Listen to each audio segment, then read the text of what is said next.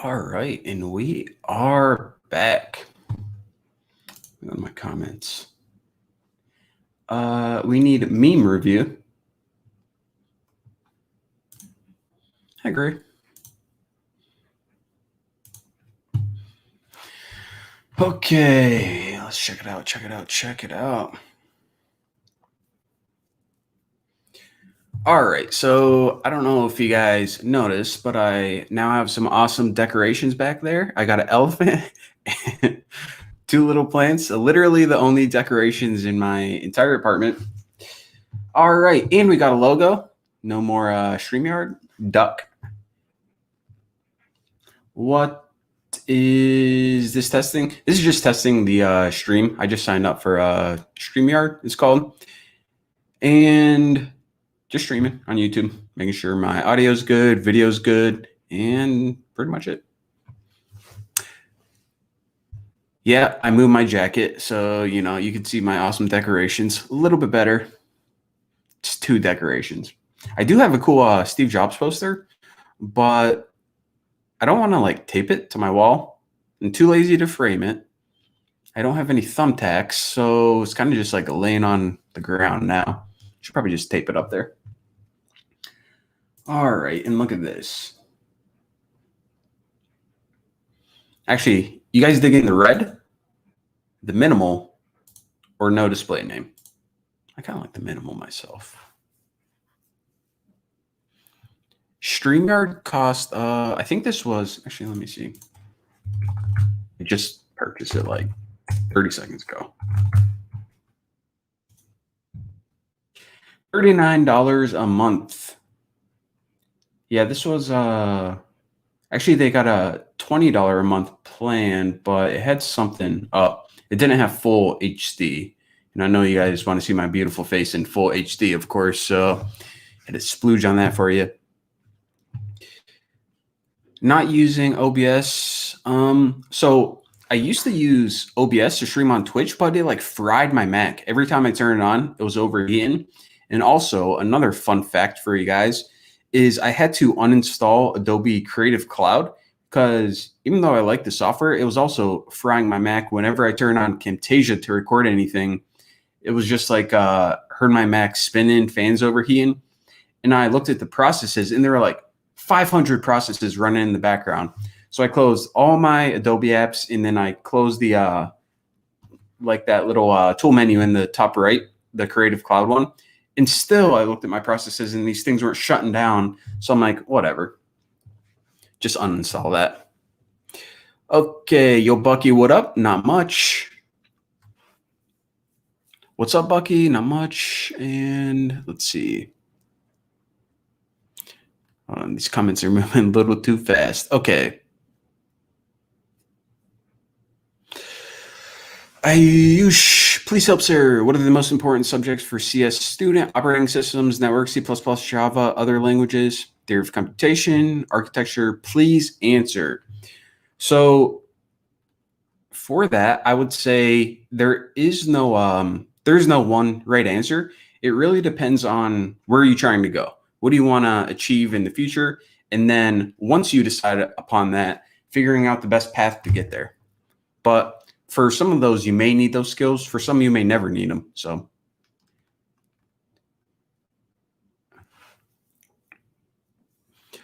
why does a variable appear uninitialized in main C++, which was declared and taken as input from class.cpp?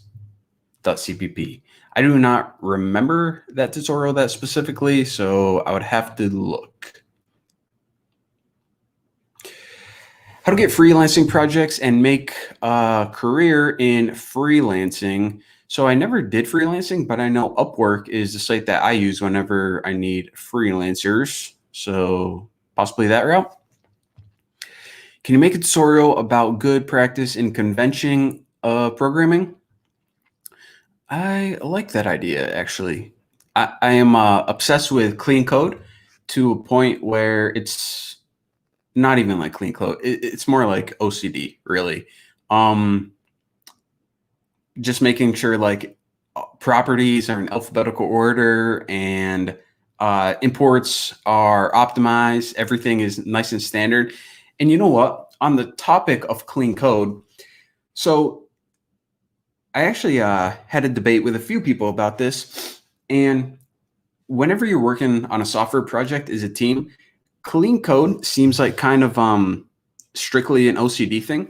But the reason that I like it is because whenever you have standards and really clean code, you can go to any part of the code base and you can't tell who it was written by. And that's kind of the goal in my mind, where everything is standardized, consistent. So it doesn't look like each part is written by a different team or a different pod, however your teams are structured. And also these little things of, okay, where do I look for this property in a list of like 60 properties? Or was this imported?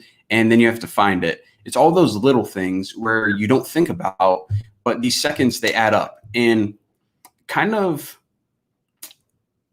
I always kind of equated it to this, where it may not be that correct or the best analogy, but programming is a lot like just reading any language, where you start to read and you're focused on just the letters. You learn B and T and bat, okay, on, bat, on, and you put so much time and energy onto each character and then later each word that by the time you get to the end of a sentence, you pretty much forgot what was at the beginning. And your reading comprehension is really low when you first start out, but eventually, after you get more familiar with it, it's like the dog is on the house or whatever it is. And then you can begin to understand the words and then the sentences, and then things just flow. And then after a while, you aren't thinking about those specific words. You're thinking more about the meaning and the paragraph and the story. So kind of like coding, the more familiar you are with it and the easier it is to read these different patterns, you can focus more on the problem that you're trying to solve rather than the syntax of what does this do or where is this thing. All of those little question marks you can get out of the way can allow you to focus on the problem itself. Wow, that was a long answer. I didn't even remember what the original question was, but let's scroll back up here. Flutter. You guys really love Flutter. Flutter is coming. This is kind of my game plan for YouTube videos. And before I get to that, let me actually, how am I going to show you guys this? If you go to my Twitter, my name is Bucky_Roberts. The second to last post I made, actually, let me back up a little bit. So a couple of days ago, I asked, what do you want to learn in 2021? Since, well, I want to know what you guys thought, since those were pretty much the tutorials I was planning on making. And for those of you who don't feel like going all the way over to Twitter, Python was first, surprisingly. And I say surprisingly, not because the community is, familiar with Python, but mainly because I taught a lot of Python before. So I figured you guys would be sick of it. But Python was first. And again, this was just the results from the poll. They're not anything like I'm committed to creating these tutorials or I haven't decided anything yet. I just want to, read you guys the results. Number 2, you guys will be happy to see is Flutter. Number 3, I'm just going to read them. I'm not going to say 1, 2, 3. All right. Python, Flutter, Docker, Django, AWS, Kubernetes, React Native, React, and AI. And after that's blockchain, JavaScript, machine learning, TypeScript, and yada, yada, so on and so forth. But Flutter is definitely on the menu, as is Docker and AWS. Python and Django, I did teach that before. If there's debating whether I want to teach that again, I mean, if you guys would like me to teach that, then yeah, I guess we're rocking with that. All right, hold on. Reading through comments. How to concentrate and have patience while learning. So this is okay. I need to find a way to like bookmark these comments or something. As I'm answering, I see all these other questions go past, and in my head I'm like, oh, I'm gonna miss that. But okay, 1 second.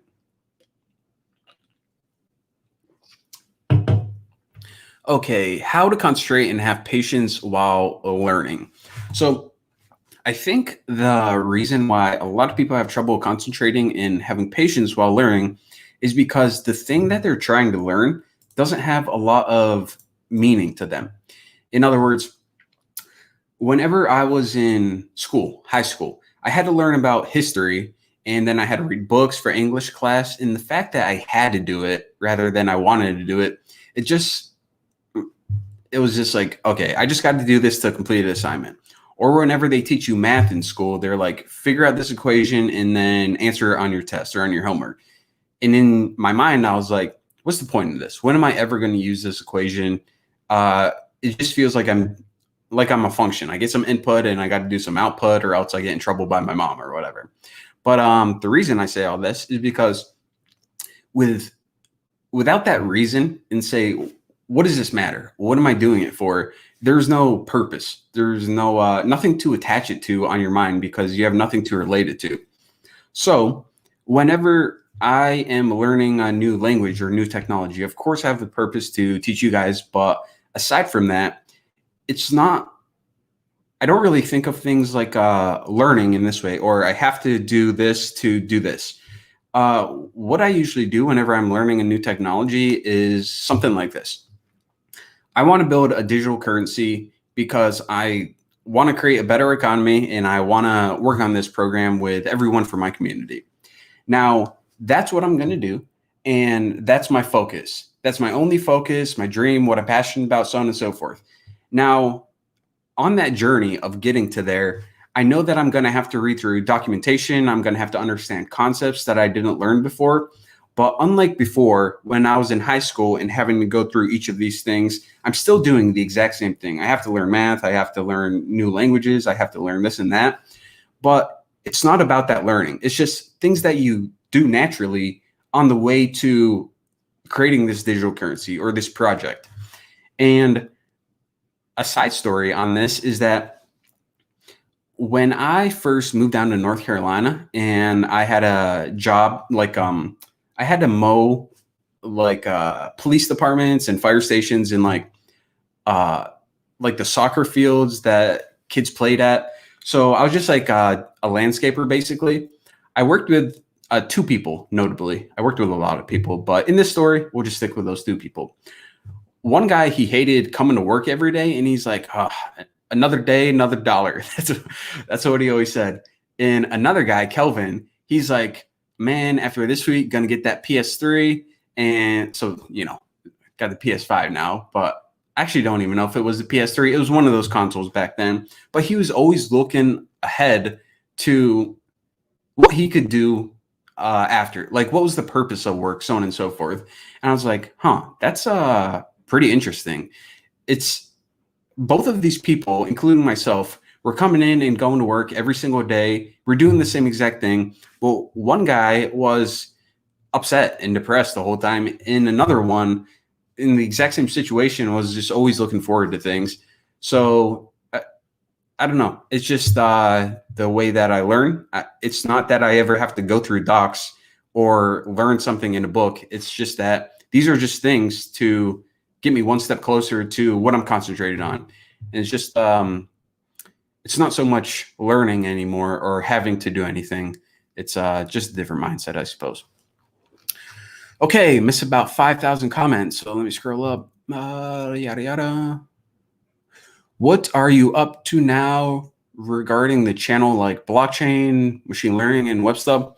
So yes, the channel got a lot of stuff planned. I finally have time. Okay, let me just back up. So on November 5th, whenever I released the video, there were a lot of people who came into the project right away, a lot more than I expected. And let me kind of close this as well. So a lot of more people came on to the project than I expected, and it was just really overwhelming. So in a good way, by the way. So people would come on and message me and say, hey, Bucky, I want to join the project. This is my background, so on and so forth. And as I was responding to them, I could hear on my little Slack bot other people coming in or sending me messages I'm like, man, I am never going to get through these. And then at the end of the night at like 1:30, 2 in the morning, I finally got through all my messages. I'm like, okay, tomorrow I can go and finally start on my Twitter messages since this was all on Slack. And then I would wake up, open my Slack, prepare to go to Twitter, and there'd be like 150 new messages on Slack. And I was like, oh man, never going to get through this. But yeah. So the point of this story is essentially I finally have some time now that that new traffic kind of died down, and I want to get through the digital currency videos, which I'm hoping to rip out pretty quick. And then after that, I want to make a series on the account manager, the desktop client that you use, since a lot of people are having some trouble with that, since it is a brand new piece of software, of course. So I want to teach that. And then on the 19th, I think I'm flying back to New York to see my family. That's the plan for now with this virus thing going around. Everything's changing pretty quickly, but I am going to finish writing my Docker tutorials, my AWS tutorials. I'm going to be writing Flutter tutorials. I'm not going to have my computers around since I film on these big iMacs. And what is this? A little debate going on in the chat. So I'm not going to have these, but what I am going to have,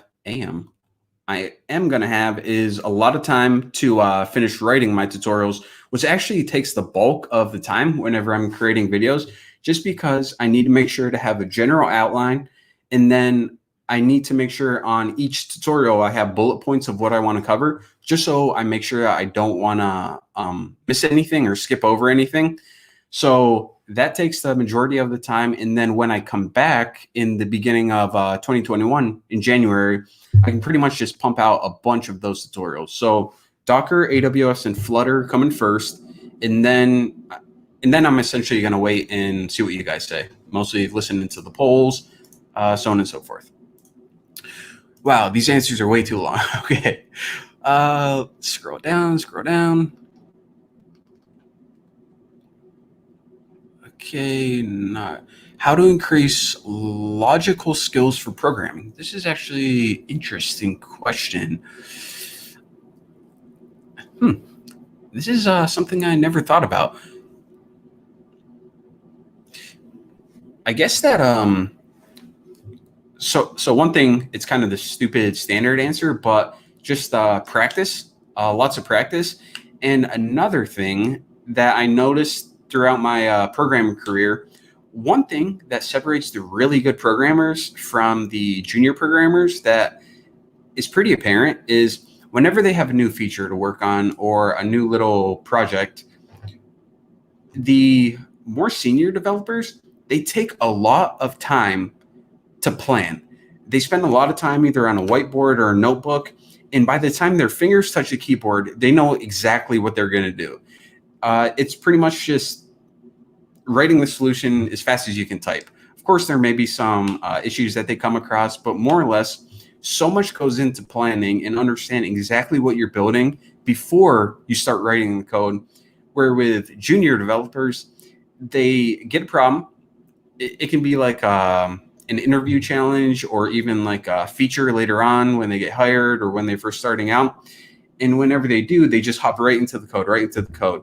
And pretty quickly, right after that, they usually get stuck or say, oh, I have to rewrite this. And I think what's happening, and the reason that I guess with this digital currency thing, I spent months and months and months planning before my fingers ever touched the keyboard, is that whenever you just start coding right away, you're kind of looking at things one step at a time. So if there's 10 steps, you say, I'm going to do step 1 and then step 2.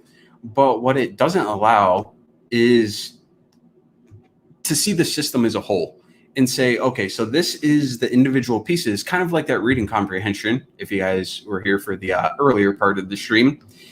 But not only can you understand the individual pieces, but you can understand how everything fits together. And then if things don't fit, when you're looking at things from a big picture, you can go back and kind of tweak things, move it around. But I don't know if that was the answer of the logical skills for programming, but by taking the time to plan things out thoroughly, kind of just with a notebook and pen or a whiteboard, it, I feel, will improve almost all of your projects. All right, pretty cool, huh? Don't know what that was referring to, but I'm guessing that it was cool. All righty. Where can I notify you about a security vulnerability? You can send me a private message on Slack. Hi, Daddy. Skip that one. All right. Let's see what else we got. Can you do Bitcoin for complete beginners? So Caleb is actually making a blockchain for beginners tutorial series for the new Boston. However, he is waiting on a payment library that we haven't had time to develop yet. So I want to wait and see for his series to come out and see what he covered. And then I'll kind of let the community decide if they want more, if they want less, if they like that, if not. So rocking with that. How long will this stream be? I have no idea. It's already way longer than I expected. I really just wanted to do this stream to test out this this new software that I was using in the stream. So there really is nothing nothing planned or important for this stream. So yeah. I need to know about the obsession with tuna. So another fun fact for you guys is that whenever I started using bacon and tuna in my tutorials, and I'm sure if you guys follow me on Twitter, you already know where this is going, but I actually didn't start using the words bacon and tuna in my tutorials to be funny, even though, it is kind of funny. I started using it because whenever I was learning programming for the very first time, I would go through these books and teach them about so I would go through these books and learning about classes and functions and variables, and these variables would be named like var num equals 5, and I would see these two things like var num. I go, is one of these like customizable? Is num, is var, like what's going on? And it was hard for me to see like what was a built-in keyword and then what was customizable. So in my tutorials where I did var bacon equals 18 or something, or var tuna equals, some string, I did that because it's very clear to understand what is a built-in reserve keyword and then what is a customizable variable name. So that is kind of the reasoning behind that, if you guys just thought they were kind of random.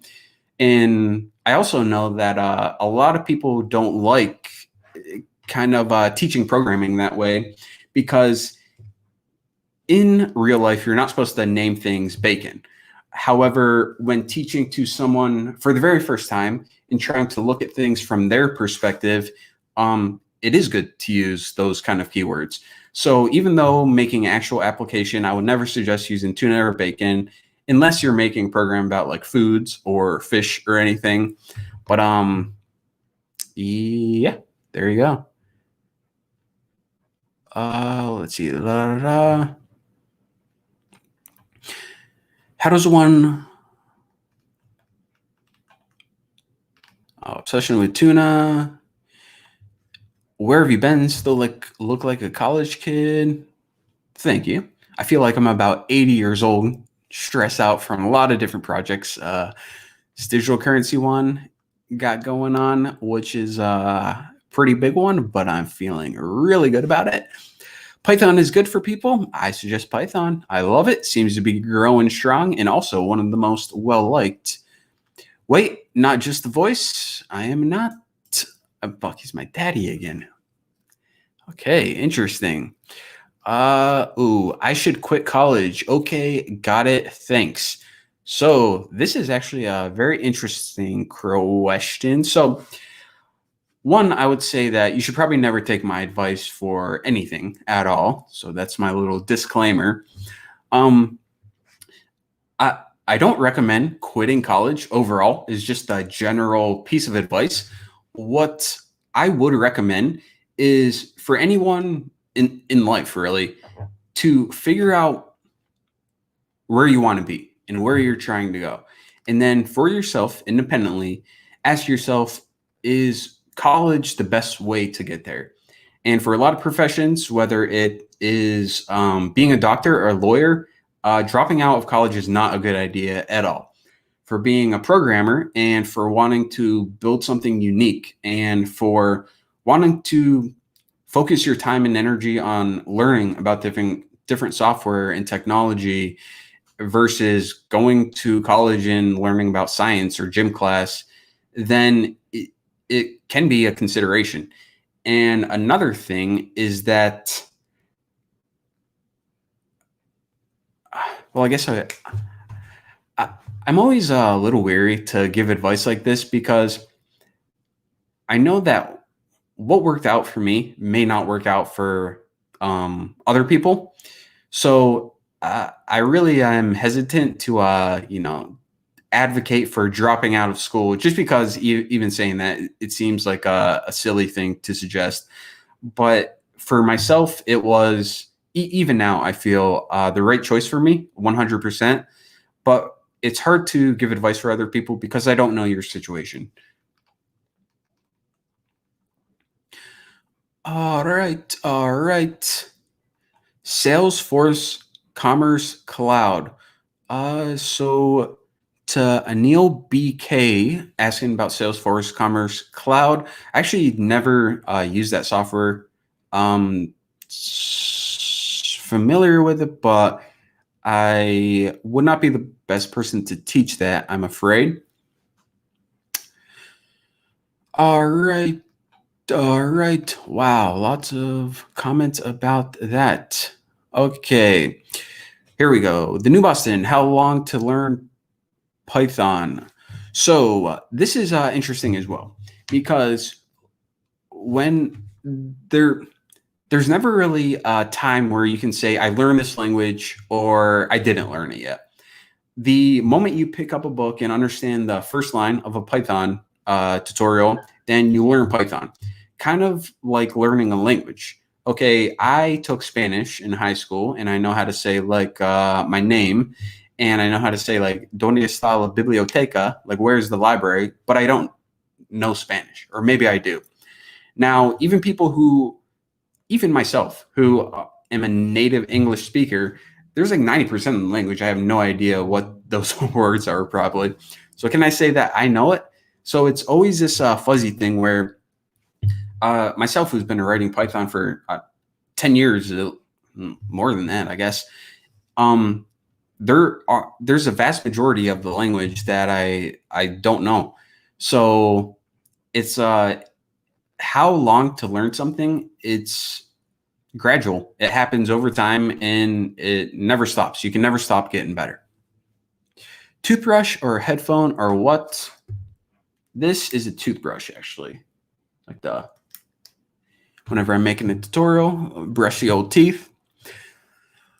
Okay. Do you feel like the CS field in general is becoming flooded? To me, in school, the CS major is such an impacted major.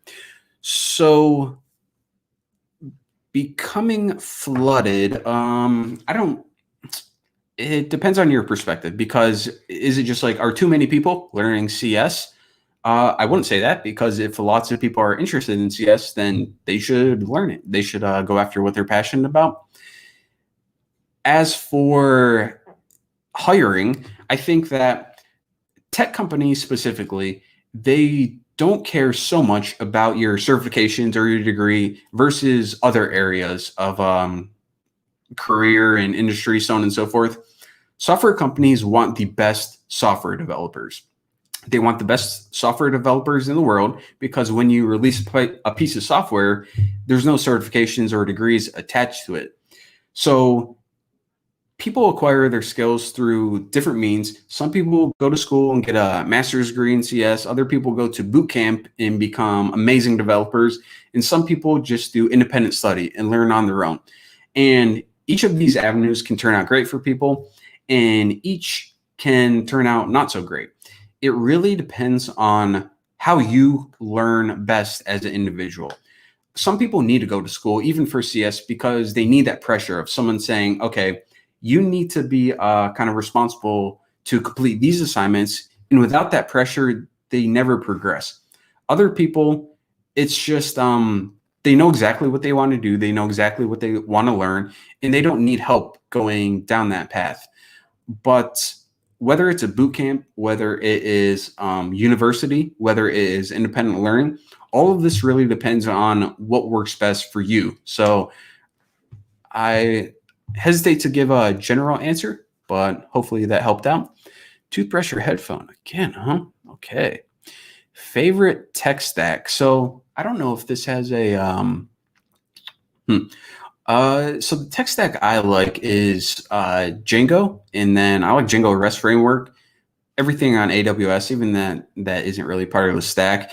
And still a fan of React and Redux. Been using Redux Toolkit recently, but I mean, if you're just gonna like rip out a traditional CRUD application, or I mean, you really can't go wrong with learning Python or Django because it's so popular nowadays. And then on the front end with React, JavaScript, I mean, that's not dying anytime soon. So it's hard to go against that. Even though I know answering that now, everyone is going to, be debating their own stacks and be like, what? Why not Angular? Why not Node? Django? So yeah, I blame that person for starting a war in the chat. Okay, and this is jumping around. What about big data? So I think I might have missed a question here. Something about it, or just what about it? All right. So how is the new Boston currency so fast? So this is interesting. This is what I like talking about. All right. So there are a couple inefficiencies that I saw. Actually, since this is a stream, I guess okay, let's just answer this question straight up. So, whatever. Let's just go way back to why I created the network and how that came about. So whenever I was creating the digital currency, I never set out to create a digital currency. What I was doing is I was actually making a simulation about the entire US stock market. And what I saw is that there's an opportunity if you could figure out the retailers and their suppliers to, through earnings, see which companies were going to most likely have higher earnings than expected. And the reason, pretty simple, is for this. If Google announced 10% more earnings, then that means that more or less their company was growing by 10%. So therefore, since they needed to, buy additional merchandise, buy additional computers, hire more employees, expand their operations, then that means that whoever they purchased their supplies from, whether it was Intel, whether it was from AMD, so on and so forth, that they would most likely have a 10% earnings increase as well. So since I was finding this correlation, what I do is I mapped out a simulation with all these different companies, and then I essentially needed to figure out how the money was flowing between these companies to get this correlation. So the money is a little bit more complicated than just seeing where it's flowing from company to company, because money doesn't flow that way in real life. What happens in the V1 of the simulation is I figured that I needed to add employees. So and break this down even more simply, is that whenever a company pays employees, those are people who can go to different parts of the economy and buy something at other companies. So it essentially is a company to employees, they spend it at another company, and then that company can hire more employees or, pay their employees, and the cycle continues. Now, breaking this down into its most simple form, I thought in my mind, never went to college, but things kind of work like this, where whenever I have $1 and I give it to you, that is minus $1 for me and plus $1 for you. So in the end, I figured it always equals 0. And then when you expand it to companies paying them employees, and their employees go and, they pay taxes and stuff, but then they buy other goods. In my mind, I figured the total economy always equaled 0. But then after looking at things, I saw okay, whenever I plug real numbers into the simulation, that it didn't equal 0 or not even close.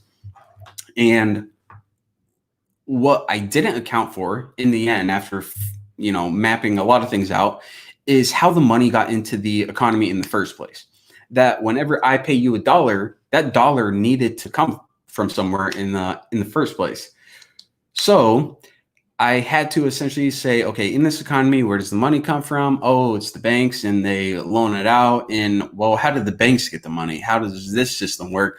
Oh, central banks do this, and oh, that's kind of a unique system because, apparently what's happening is banks are giving out people loans, and that's how money gets into the system. And then loans are essentially promises to pay back more money than you initially received. However, breaking things down, let's just say that there are 3 people in the economy and they each took a loan out for $1.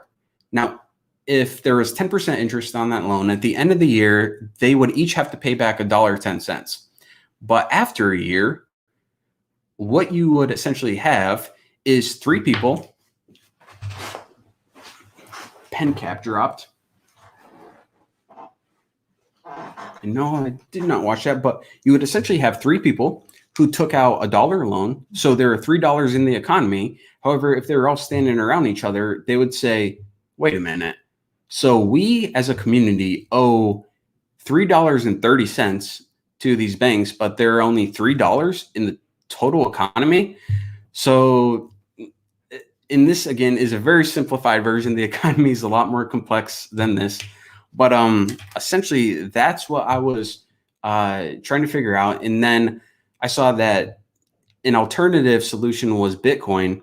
And way back when, I didn't understand what the hype of all the blockchain was about, since it seemed like this technology that was just technology for the sake of technology. And let me get rid of this right here. So I kind of saw Bitcoin similar to like 3D TV, where, okay, that's pretty cool, but okay, it's cool technology, but is it going to take off? Do we really need it? Is it really meaningful in any way? I couldn't really connect it in my head.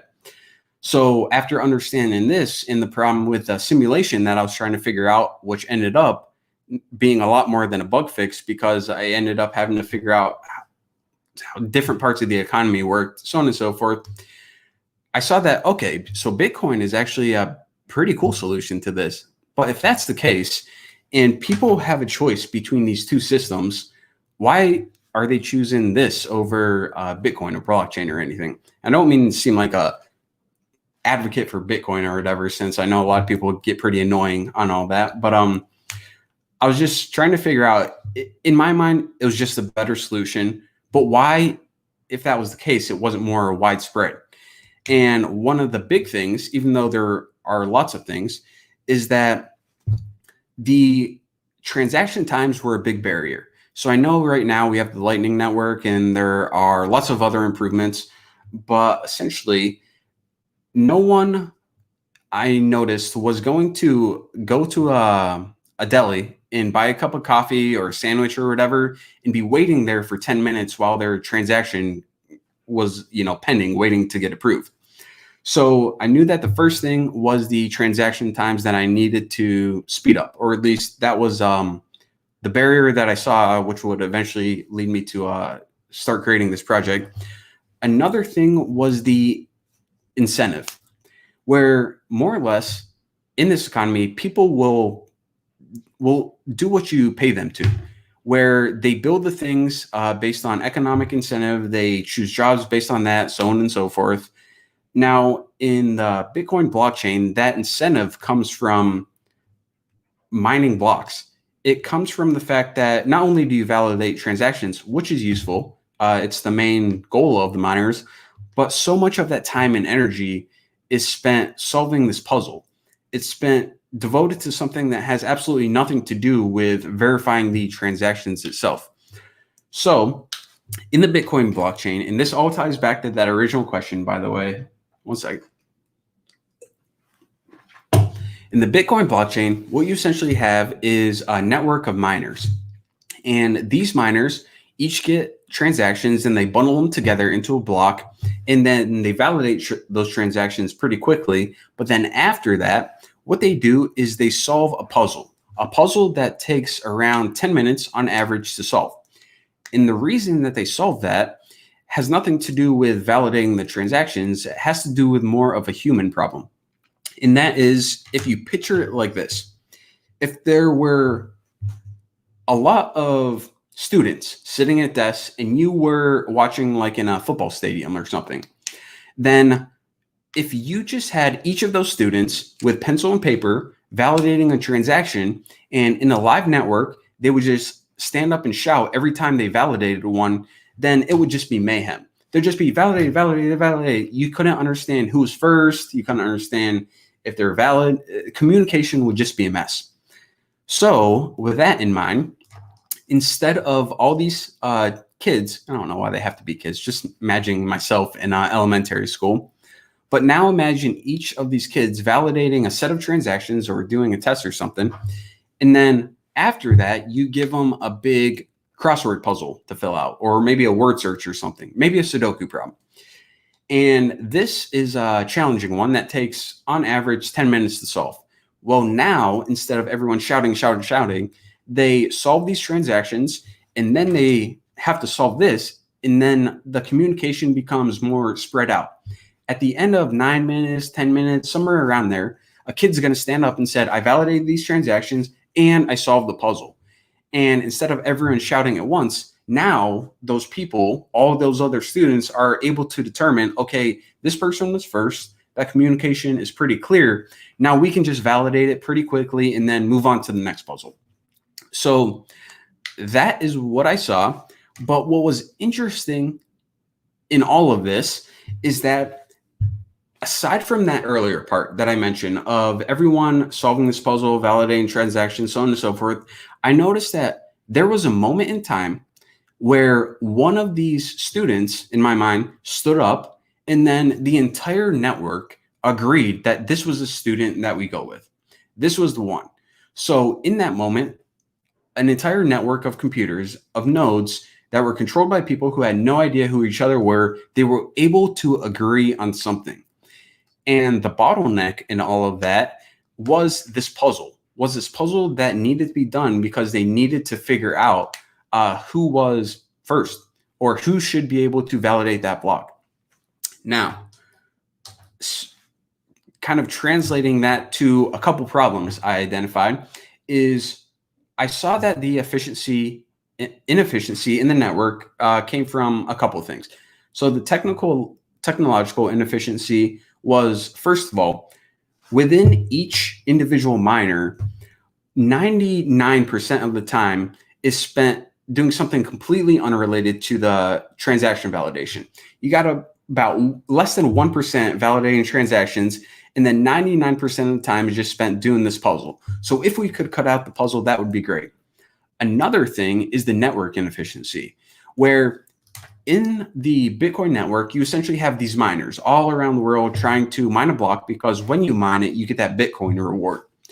Now, whenever one miner solves the puzzle, what happens is they say, yo, these transactions are valid, and everyone else's work just get tossed out the window. So with one miner, there's just so much little work that actually mattered, and everything else was just wasted, more or less.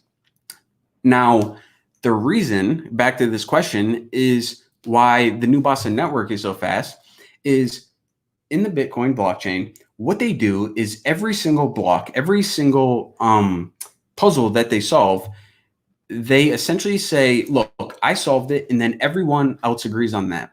Now, whenever you solve block after block after block, you have to agree as a network on block after block after block.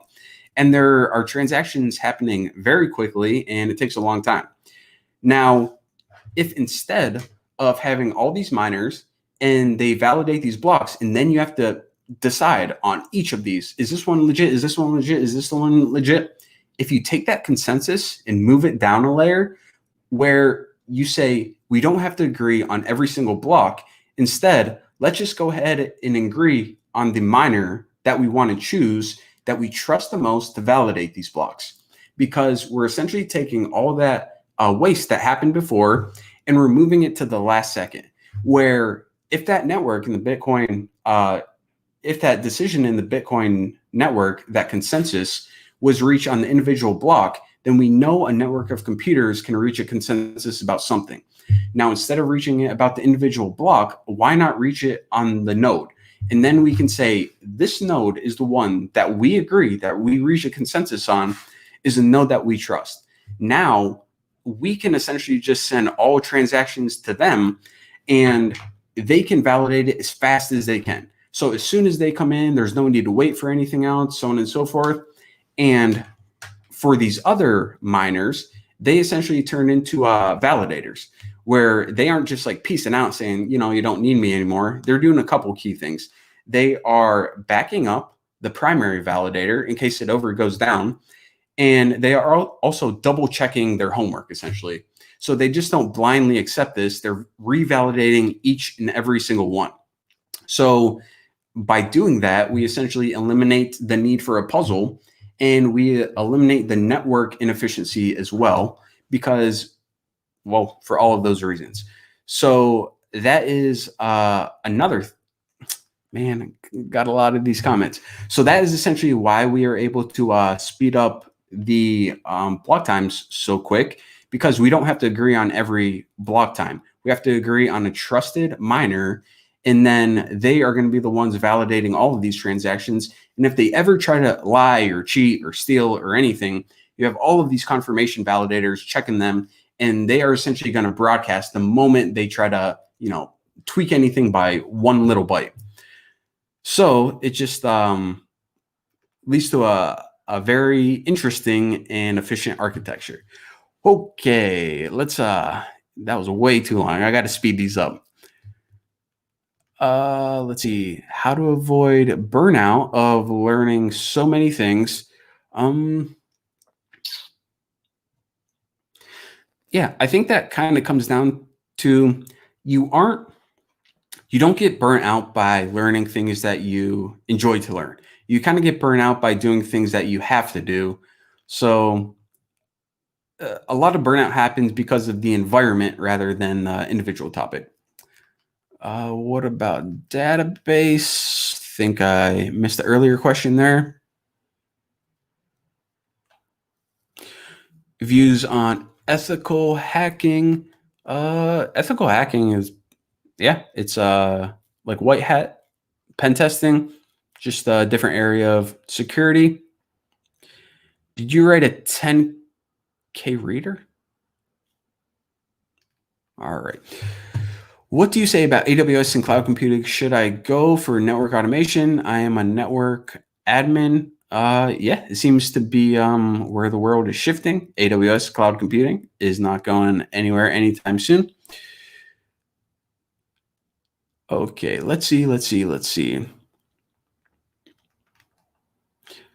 Man, stream is just me trying to read through questions. Are you a freelancer or what? I am not a freelancer. Super chat. Question. I saw super chat on YouTube, but I'm actually not sure what it is. Okay. Wow. Way late on this.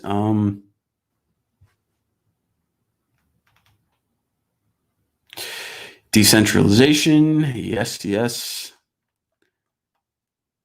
Never knew how you look like. This is it.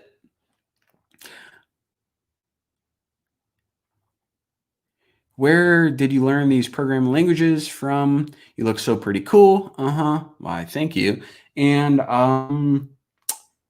yeah, most times when I was learning programming languages, so I used to just buy the top rated book off Amazon, and sometimes I would just like buy 2 or 3 cents. Like they only show you a little preview. And back then, whenever I was first starting out, ebooks or Kindles weren't that prevalent. So just going through books and studying. And now what I like to do is I like to watch video courses. Stephen Grider is probably my favorite instructor. I love the way he teaches. And any course that he teaches, I would highly recommend. Okay, let's see. Super chats are where Mega Baller Millionaire YouTubes get donations from viewers. Very cool. Millionaires, this is interesting, where Mega Baller Millionaire YouTubers get donations from viewers. It sounds like those are the last people that would need donations, but yeah, sounds interesting nonetheless.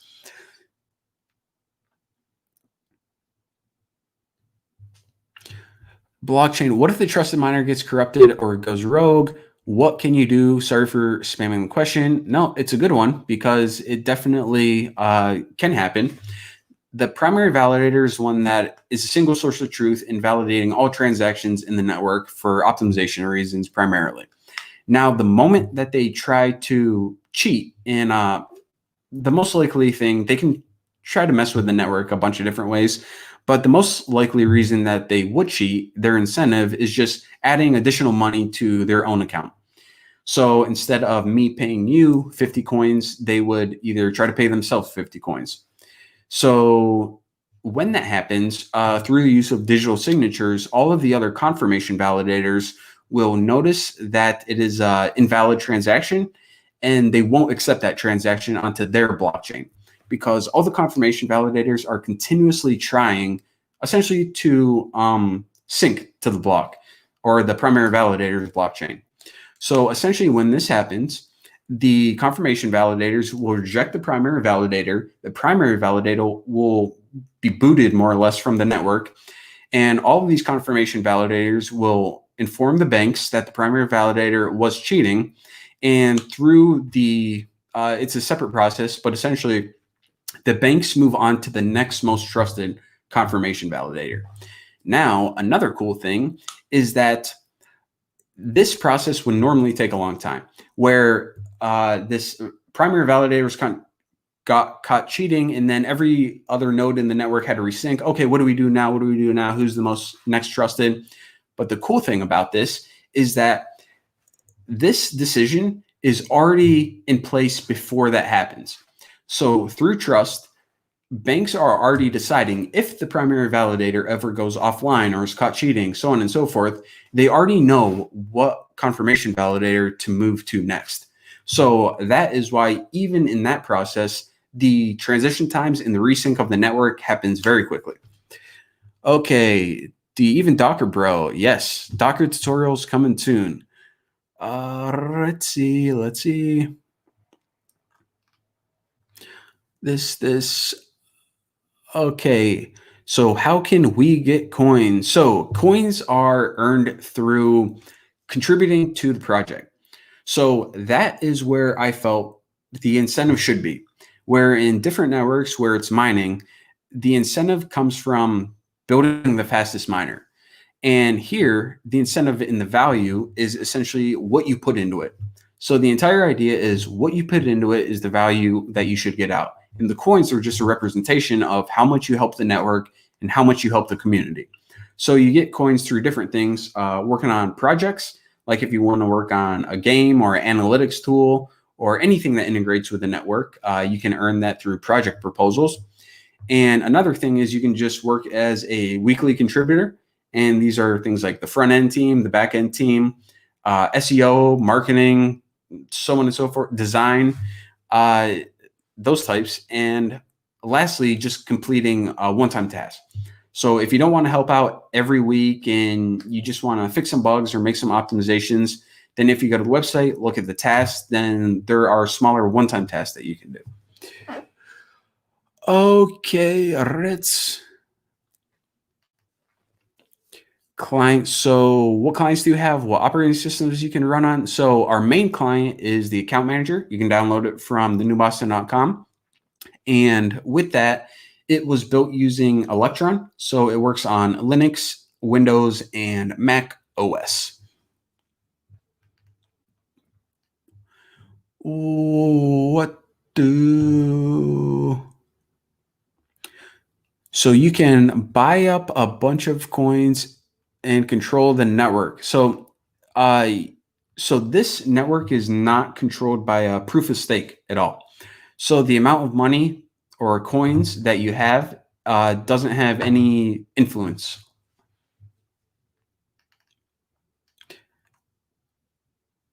Okay, how old am I? I think I'm 33, 34. This was actually the hardest question. Oh, wow. Okay, this is okay. Bucky meant software engineering or CS. So that's up to you. It's what you're more interested in. CoinGecko question mark? Yeah, CoinGecko's cool. There might have been a earlier question, but okay. Ooh, okay. The value basis makes sense. What about speculators that just want to buy and sell at higher prices? So yes, okay. So the value. uh, This is another thing where the value of the coin is a difficult concept to explain because a lot of people don't think about value of currency in really at all before Bitcoin. They were born into a system where currency already existed, and with Bitcoin, what it showed is currency doesn't have to be that way. The value can come from what you build it into. So even with that, there are different types of value. There are social value, there are monetary value, which I'm sure that you are referring to. And the monetary value of this is first going to be determined whenever we start selling goods and services. So we're going to start selling stickers and T-shirts, the New Boston, on the website, in the marketplace, whenever that rolls out. And then later, they're going to go to decentralized exchanges. And these decentralized exchanges, contributors or whoever has coins, are going to be able to sell them for other types of currency, Bitcoin, Ethereum, so on and so forth. And the exact value of that, we don't know. We won't know until the moment where those coins are placed for sale and an agreement is made for one person to exchange their currency for our coins. Stephen Grider, where is his courses? So he is on Udemy, I believe. That's where I get his courses. I'm actually not sure if he is on YouTube or not. If so, that would be cool. But yeah, check him out on Udemy. Makes awesome courses, and they're very in depth as well. Okay, what do you think of the future of this crypto? I have very okay. Don't want to get everyone's expectations up too high, but I am liking what I am seeing a lot. We still have a couple, we still have a long way to go, but so far things are looking very good. And I just see this comment: give cat bagel. All right.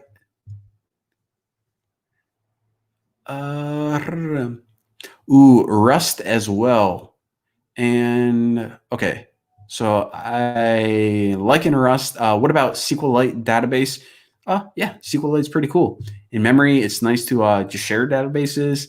It's really simple for getting started, especially locally on like a Django project before you port over to Postgres or anything like that. But yeah, I'm a fan of it. Just probably not a fan in a production setting. Are you guys using Solidity? We are not using Solidity. This is not ERC20 compatible. It's actually a complete rewrite of the blockchain from the ground up. However, later on, whenever we reach out to or get on decentralized exchanges, then we will most likely be wrapping it in an ERC20 coin and getting on that way. What is my rating in chess? So I actually used to be really into chess. I can't remember what my rating was. I want to say like 1600, 1700. But yeah. And then so I was actually climbing and I took chess lessons. I love my chess instructor. I love chess. But after a while, I got busy with work and some other things. And then I went into play a little bit later, and my rating dipped way down. So it's one of those things where if you aren't doing it frequently, at least in my experience, that some of these comments, that I kind of lost it. But I still love chess a lot. Uh, all right. Trying to get an entry level job programming. I learned this and this. What other skills and tools must I master? I feel stuck. So this really depends on what specific language you're trying to get in.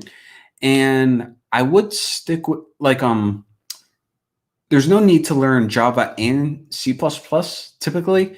You usually stick with one or the other, kind of like well, I guess it's a little bit different for web development because with web development, you typically need a stack unless you're looking for like strictly back end or front end. But it's tough to say because depending on the company that you're trying to apply for and the position, um, it really depends on what they are looking for. But in general, I will say that your best bet is to go deep into one language because if you are like an expert in one language, you can almost always find a job rather than having a shallow bit of knowledge in a lot of different ones. Isn't proof of stake arguably better for day-to-day use than proof of work? So I would say for day-to-day transactions, it definitely makes the network faster. The concept behind proof of stake, where you're essentially rewarding people with more money, versus proof of work, where you're rewarding people for solving puzzles faster. Not so. As far as transaction speed, then proof of stake is definitely the way to go.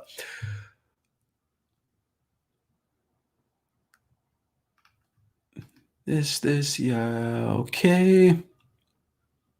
How many YouTube channels did I follow? Don't know. 100 maybe? I followed them over time.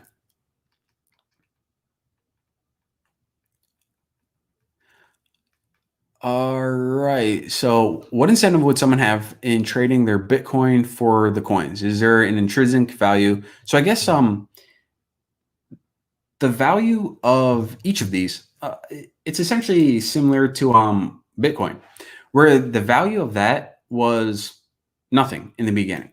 And that's why people pay like millions of Bitcoins for pizza or they're just giving them away for free, whatever.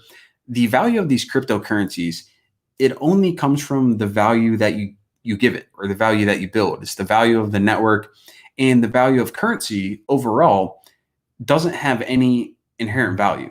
I mean, of course, gold coins in way back then, it's a little bit different, but nowadays there's nothing inherently valuable about a dollar bill with a president's head printed on it.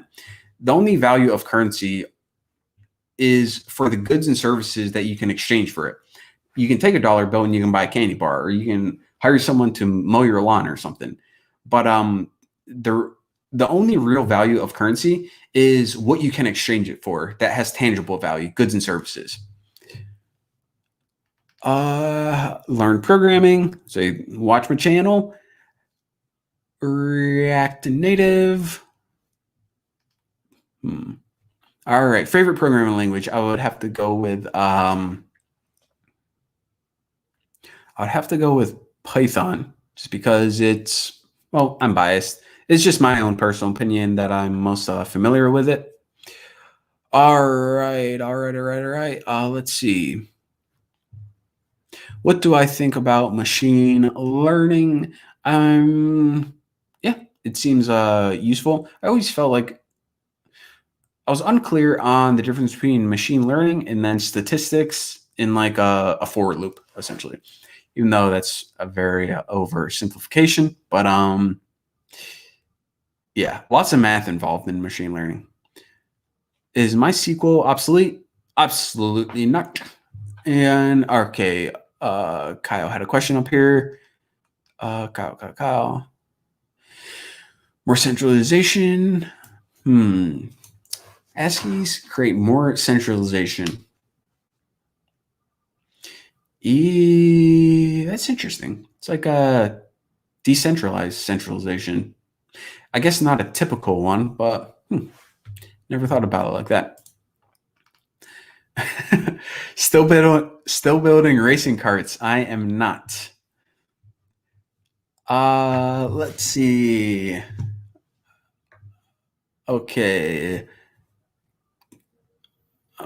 Message retracted. That's interesting.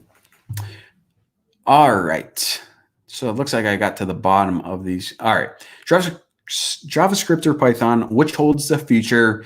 I think they're going to be equally valuable. I don't see either one of them dying down anywhere in the near future. And there's still a lot of development going on with either. They're getting better every year, faster. Yeah, so both of them. In our university, we were learning C programming language. Is it good for beginners? So this is interesting because what programming language is good for beginners? So I would say that C definitely is not the most easiest one to learn. However, on the flip side of it, you do learn a little bit more lower level, in-depth programming concepts. So in that way, even though there's a bigger barrier to learning it, it gives you almost like a more clear picture about programming overall. But I guess that's kind of general in computing, where the more low level, the more you understand about how like the bits move around. But of course, the closer you are, the lower you are, then it's not so much easy to get started. Decentralized artificial intelligence. Now we're getting to the good stuff. Decentralized artificial intelligence. Decentralized artificial intelligence. So I always thought this, where and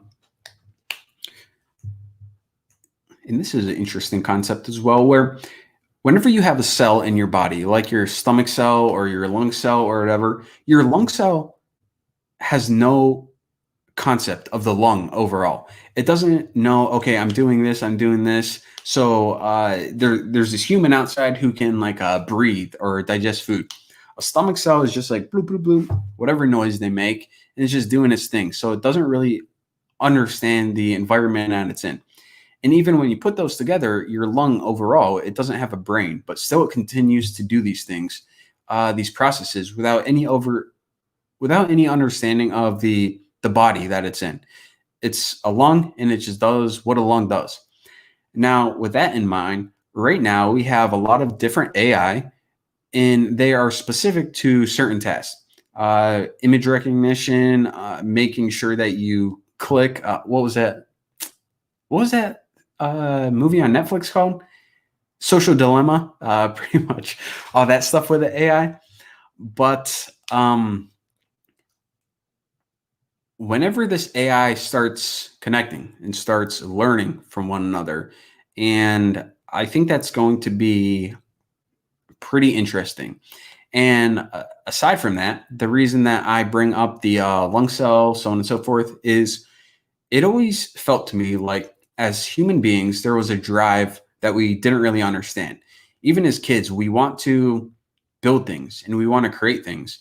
But what's our drive? Like when I was a kid, I used to build these towers out of blocks, and I knew in my head that they weren't going to last forever. They're just going to be knocked down. But still, I wanted to build the biggest tower. And now I wanted to build the fastest blockchain and do this and that. But for all these things I'm doing, all these things I'm building, putting them together, figuring it out, it's like, why? What's it matter at the end? Whether we have a big tower, a fast blockchain, so on and so forth.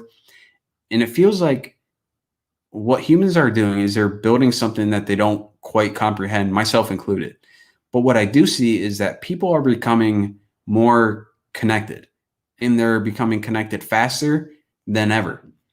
And even though I don't know the end of this or the body, it's interesting to see how things are tying together with the technology that we're building and these different types of AI and how they do influence us overall. Now, I don't want to get into another social dilemma, so on and so forth, but in terms of artificial consciousness and artificial intelligence, decentralization, it feels like overall we're moving very quickly in a certain direction, and it will be very interesting to see what is going to happen in the future. Okay, would you say privacy is important? I think this is for me. Yes. 1000%.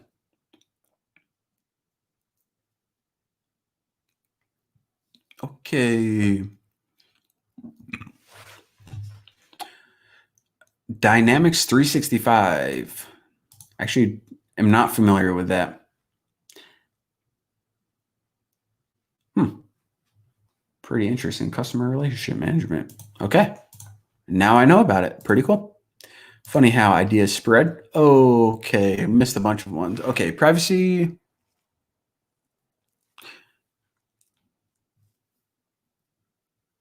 Bug bounty programs. Yeah, I'm a big fan of bug bounty programs.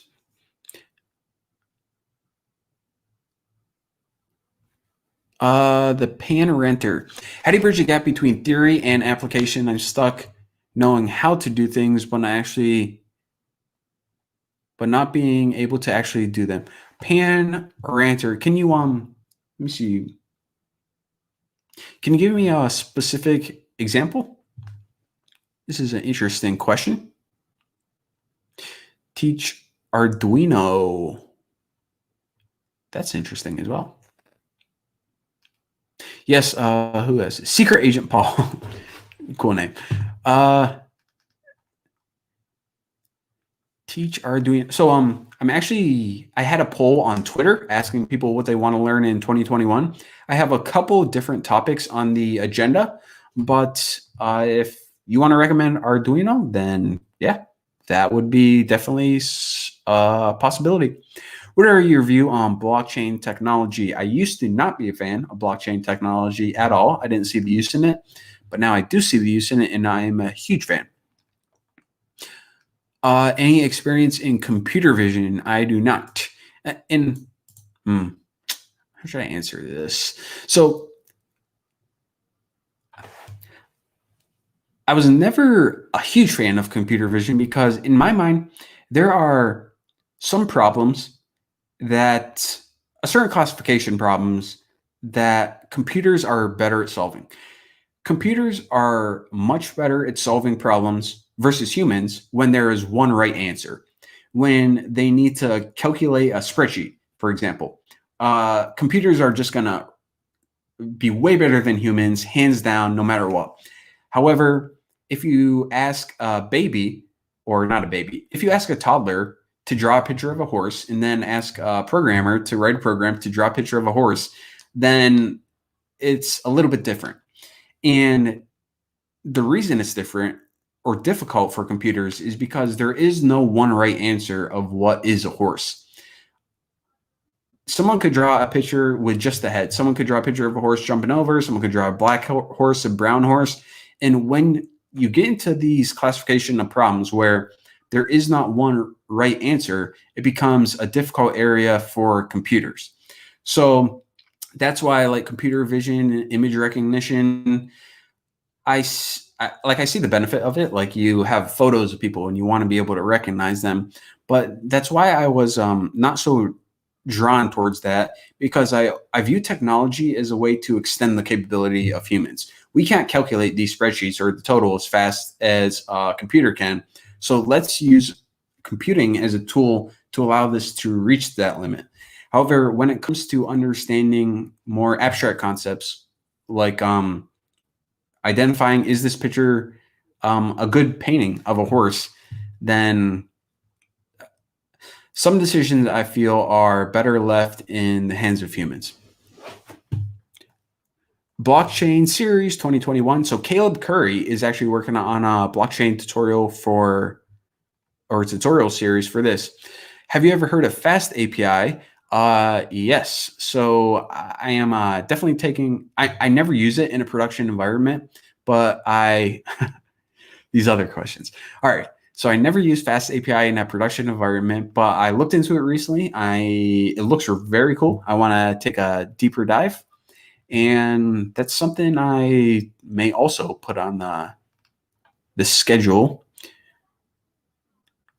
Favorite channel? Thank you very much. Videos help you a lot. Thank you very much as well.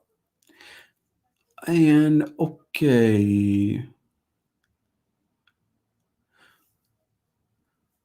How do you think about using frameworks versus microservices? So, um, we use microservices essentially. So we use frameworks whenever we want to build a more complex application, just because it gives you a nice pattern to use, industry standards, and also developers are just familiar with different types of frameworks.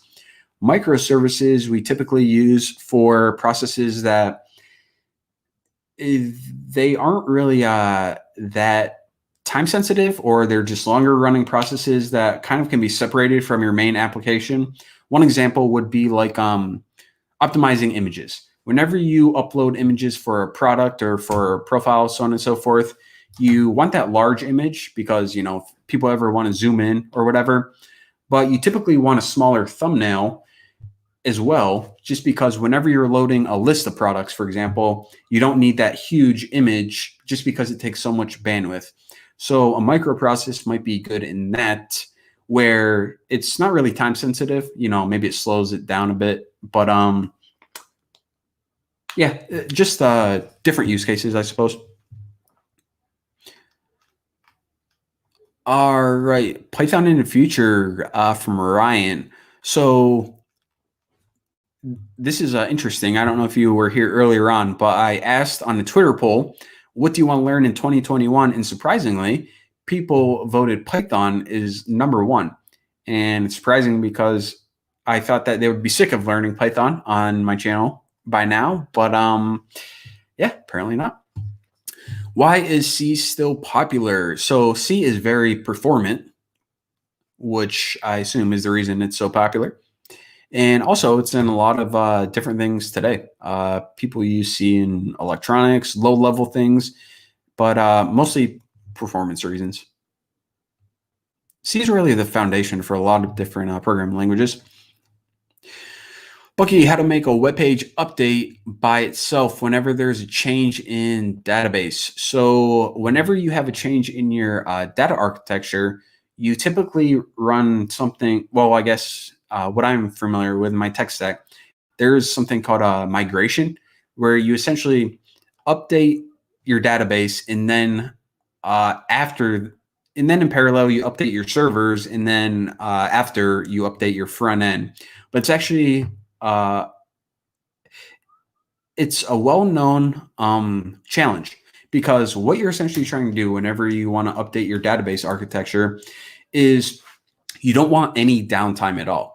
However, in an alternative situation, what you can do is you can take a snapshot or clone of your database, and then you can change the structure of it, and then you can essentially deploy your new network, your backend, and then your front end on this like temporary ghost network.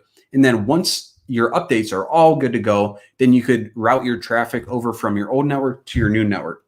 Now, the main challenge with that is that even though you can essentially take a snapshot of your entire architecture, update everything while the users are still using your old one, and then get everything ready and then switch the traffic over, you still have an issue where at the time you took that snapshot and are rolling everything over, then you essentially have people still updating data here. You still have people like sending messages or adding products or whatever it is. Now, in that time, is these two databases can get out of sync. So they have something, I always forget the color. It's like red, green, or blue, green deployment. What's the name of it? I feel silly even. Yeah, I think it is blue, green. Yeah, blue, green deployment, where it's just different models of how you essentially solve that exact problem. Okay, wow, Mr. Wow, these are lots of messages coming on. Okay, let's see. Put it in the future. Yada yada. Kotlin or Flutter? I am not falling for that trap. That is going to start a war in this. Make Python add-on in Blender. So I probably will not be teaching any more Blender for a while, unfortunately. Where you make algorithms and data structures tutorials. So someone requested this as well, and I want to get your guys' input. So some people say they would like me to make algorithm and data structures tutorials. Other people say that there are already lots of YouTube videos and content out there for it, so they would prefer me to make something else. But yeah, since I got lots of people here right now, what do you guys think? Any plans to do machine learning courses? So nothing on the immediate agenda. However, 2021, we're still figuring out exactly what type of content to produce, and that appears to be a pretty big one. So yeah, I can see it slowly moving up on the schedule. How do you have like, what's this number? How do you have 1,468,437 different tutorial playlists? Did you teach yourself all that stuff? I don't think I have quite that many, but yes, I did teach myself that. It was actually pretty enjoyable. I like learning new things. It's not like learning something in school where you have to learn it. It was I don't know, it's enjoyable. And that's another thing. I'm very fortunate I can do what I enjoy in life. I know not many people have that opportunity, or they get stuck into a career or path in life that they're not really interested in or not really passionate about. And I'm very fortunate for that opportunity. All right, MongoDB. That's another good one. Man, a lot of stuff I want to teach. Privacy encryption as your proof of knowledge tutorials would be cool. Kyle, I'm liking these ideas. How to learn things fast. I don't know. To be honest, I don't learn things faster than other people. I might even learn things slower. I am just really obsessed with learning things pretty deep. And if there's one part of it I don't understand, I'll just go deeper and deeper until I understand it.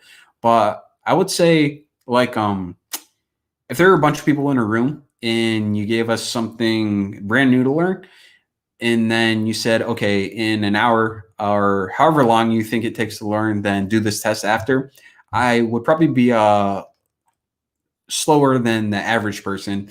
Just that in that example, even though I might have been slower, I would want to take the content home with me and then just pour over it, even when the test was over, just to understand it.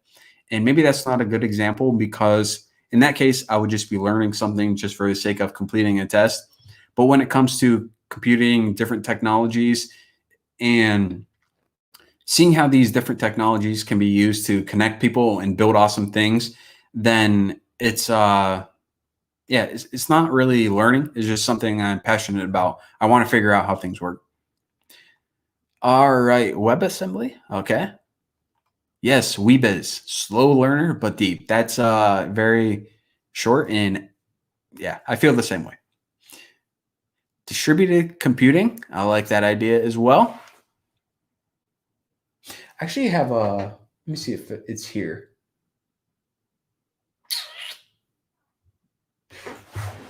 I'll show you guys a cool book. So with distributed computing, I would recommend this. I actually think I took it's another thing. I posted a video on Instagram, or not a video. I posted a picture on Instagram where I put a Post-it note and then a slice of cheese on this book, and I said art. And I don't even think people realized that it was cheese. I think they just thought it was Post-it notes. So, I was a little disappointed about that no one saw my beautiful artwork. But yeah, point of the story is that this is a very good book for distributed systems. All right, Bucky loves bacon. Definitely agree with that. Data science related technologies. Yeah, it's a pretty big field. Build your own cryptocurrency tutorial, Cyberpunk. Well, you are in luck, because we have a huge open source project going to build a very innovative cryptocurrency that is going to belong to the new Boston. So I actually have a series, digital currency tutorials that we're walking through everything. And then also check out the GitHub, the New Boston Developers. Lots of different repos, lots of activity on that as well. Do you have actual advice to self-teaching programmers besides the whole stick with the routine? So I would say that for self-teaching programmers that it's not a good idea to say, I want to learn programming, so I'm going to type in programming on Amazon, and then I'm just going to start reading through a book. Because with that, there is no direction. There is nothing to give what you're doing meaning. And when you don't know where you're going, you don't know where to go. It's okay, I got through this chapter. Should I go to the next chapter? Should I learn this other book? So on and so forth. Now, when it comes to a more clear vision, say I want to be a web developer, well, then things get a little bit easier. Then you can say, okay, this company that I want to look for or work for, they use Django and they use React. So I am going to learn Django, not for the sake of learning Django and hoping that something good happens, but I'm going to learn it because there's a goal at the end. And then I'm going to learn React for this. And learning in that sense, it becomes more than just learning for the sake of learning. You don't get bogged down by, oh, I have to read documentation or I have to get through this chapter. The sight in your vision is always on that final goal. That final goal, which is a lot more satisfying and it's a lot more clear when people learn that way. Okay, lots of the same comments, kind of spamming. Okay, let me go back up here. Hi, Bucky. Is a degree in CS worth it? Hmm. Hmm. Hmm. Hmm. Is it worth it? Hmm. It's different for everyone. For myself, it wasn't. However, for you, it may be. It depends on. So it doesn't hurt. I will say that. It's not going to hurt your chances applying somewhere if you say I got like a master's in this area of computing versus if you don't. Now, I will say that some people learn better not in university. Some people need that pressure of your teacher or someone says, look, you need to complete this assignment. You need to create this test. You need to finish this degree, so on and so forth. But some people are just better independent learning. Some people are better reading books. Some people learn better watching tutorials. So it's different for each person. And depending on where you want to go and the path that you need to go to get there, I would say I know it's not the answer that a lot of people like to hear, but without understanding your background, your different methods where you learn best, it's difficult to say. All right, please make tutorials on Ethereum and blockchain. Okay, you got it. Yes, two of my newly favorite subjects. Your mic looks like a toothbrush. Okay, no response needed. I concur. Helping me all these years. You are welcome for that. Could hurt you financially. Kyle, another good point. So yes, a degree. That is a thing where a degree, at least in the United States, it costs a lot of money. Education costs a lot of money. And another, I hate saying like downsides to this, but when you go to a university and expect to get a degree after 4 years, what that means is that alternatively, if you were to go to a boot camp or self-learn and maybe not have as much knowledge, but you would begin entering the workforce earlier, then you would essentially trade those 4 years for like 3 years worth of experience. So, and I will say from just everyone that we've hired in the past, experience, I would almost always take someone with 1 year boot camp and 3 years of developer experience versus 4 years of university. But I don't know. Again, that depends on the type of company. Okay, wow. Every time I scroll down, I feel like I miss all these. Any plans to collab? Yeah, a couple of different collabs in the works. Thank you. A lot of very to- okay. Lots of people saying thank you for helping out, which I appreciate very much. And then another slew of comments about how my microphone looks like a toothbrush, which is interesting. Go to Canada, not a bad idea. I don't know if they would like us Americans at this point in time, but design patterns and the way you explain it would be awesome. Yeah, I like that as well. I also like talking about that stuff. It's a little more interesting than teaching programming to show how the different parts of language connect and more of a system level. Another note I want to show you guys. Let me see. It wasn't. It was actually a book. It's called something. Maybe one of you guys knows it, like Thinking in Systems or something. But it's not strictly a programming book, but it's more of a book on like systems overall of how things connected, how information flows from one part to another, and it's useful for like building any type of system, whether you're making a complex application, an organization, and you just have to have like different teams.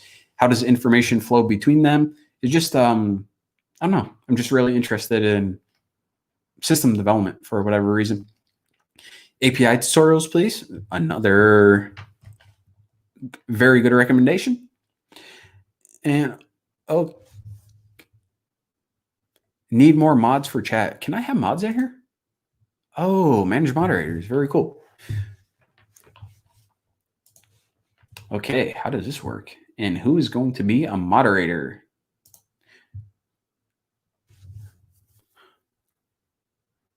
Let's see. Computational thinking. Protocol buffer, gRPC, any plans? Yes, this seems to be an ever-growing area, and especially with cryptocurrency, blockchain. Yeah, I do like that idea as well. Oh, React.js. Slow mode, please, for chats. Is that a thing, or are you just making that up? Slow mode for chats.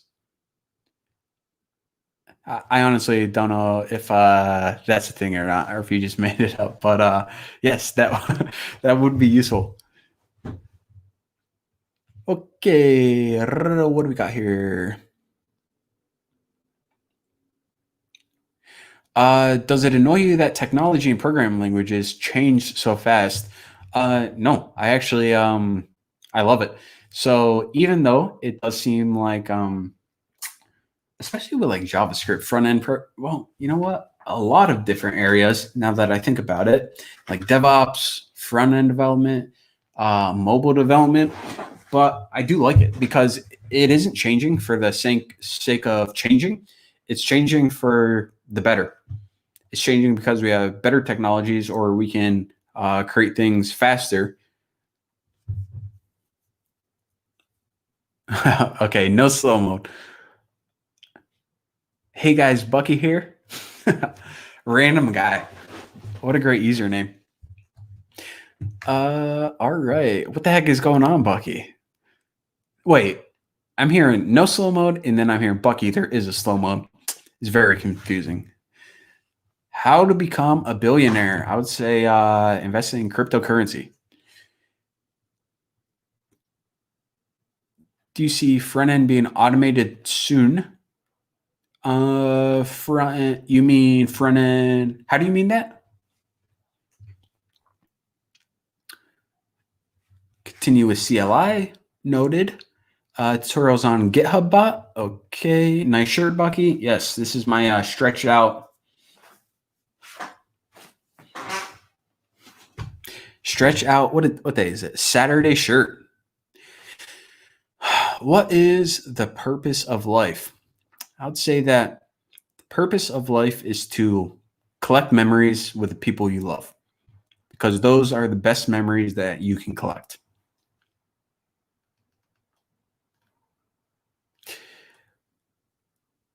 Bro, you're awesome. Happy to see you. Happy to see you too. Let's see. What is cryptocurrency? So cryptocurrency is a currency that exists only in digital form. What is my favorite crypto? Well, of course, I'm a little biased because we are making our own crypto. And of course, it has to be the new Boston coins. My second, so I wouldn't say I have a favorite. I like um I like Bitcoin for what it did for cryptocurrency overall and kind of everything that it stands for. I like Ethereum for its flexibility and how it pushed things even further. I like Monero because of the focus on privacy. And yeah, a lot of different cryptocurrencies I like and invest in for different reasons. Bucky, do I still have that sensory deprivation thing? Unfortunately, not. I moved from my house in New York to Pasadena, California now. And I did love that. If I ever have a house again, I'm definitely getting another one. It was a lot of work to maintain, I will say, a lot more than like a pool or a hot tub. And the thing I didn't like about it is if you ever went on vacation or anything, because there was so much salt in the water, because it needed to keep you buoyant, that it would like clog up the pipes. So you needed to keep it running, needed to keep it filtering, and you just can't. It felt a little bit scary to like put it on an automated timer or anything because they aren't like the most stable systems and it would leak sometimes. So, I was afraid to leave it pumping when I wasn't there because I didn't want everything like blowing up all over my living room. Tron, not a fan of Tron as a cryptocurrency. Yes, spam, lots of spam going on.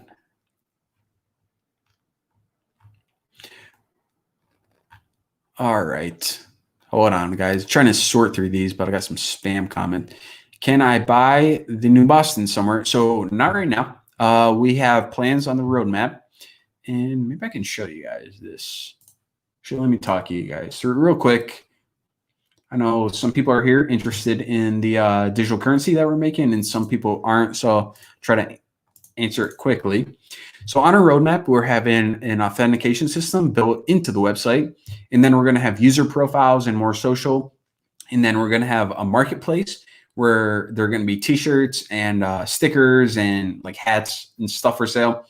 Then after that, we're going to allow other people to add items to the marketplace, like books, maybe this elephant and those things behind, just like books, artwork, bracelets, whatever people want to sell, kind of like eBay, Craigslist style.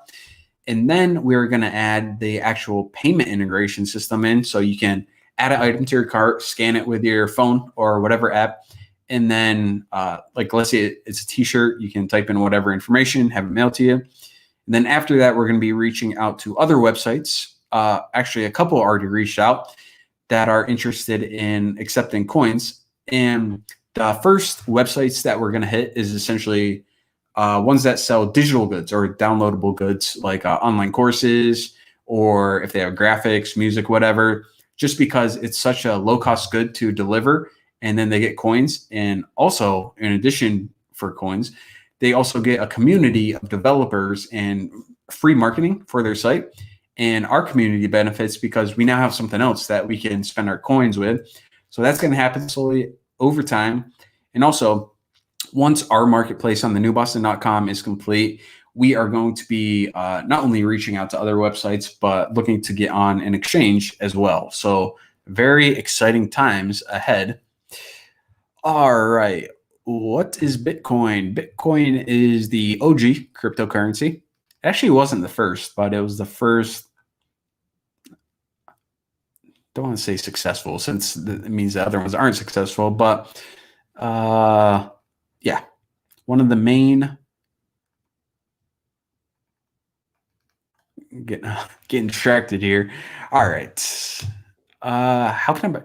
Okay, to answer that question, Bitcoin is a cryptocurrency. How can I buy Ethereum without Coinbase?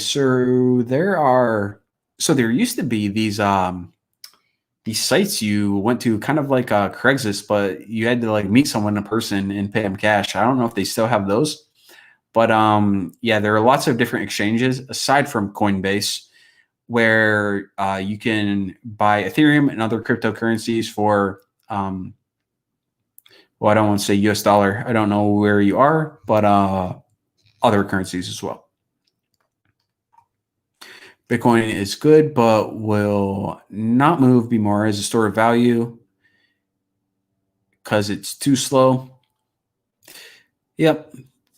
I can, so I do think Bitcoin does have lots of room to grow, but it will most likely be a longer term store of value, more like gold is right now, rather than kind of like, I don't feel it's going to be used in day to day transactions.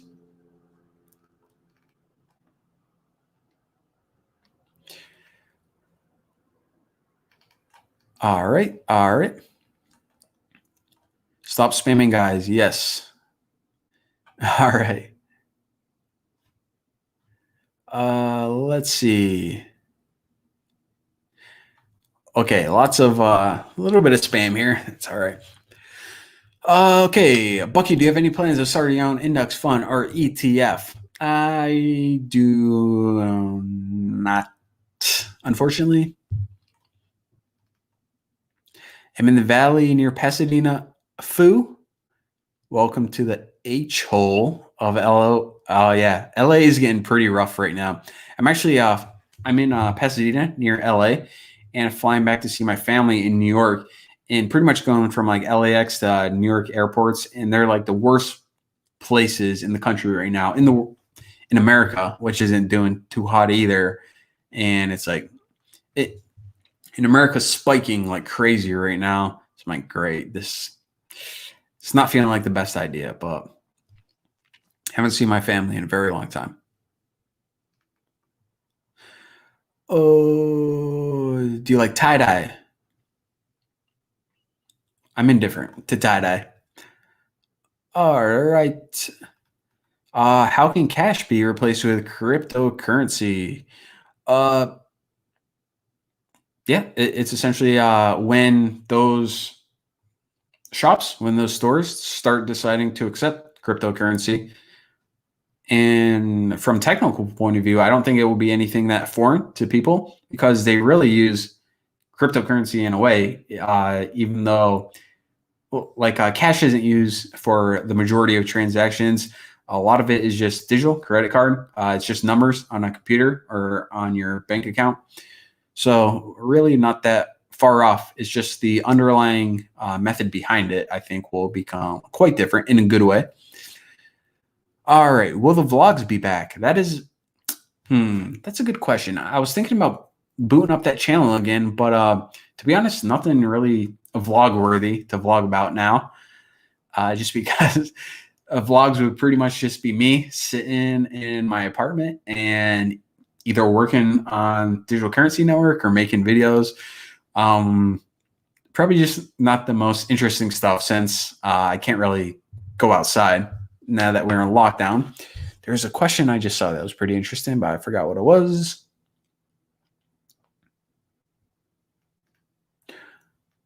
Man, these comments are coming fast. Okay. Oh,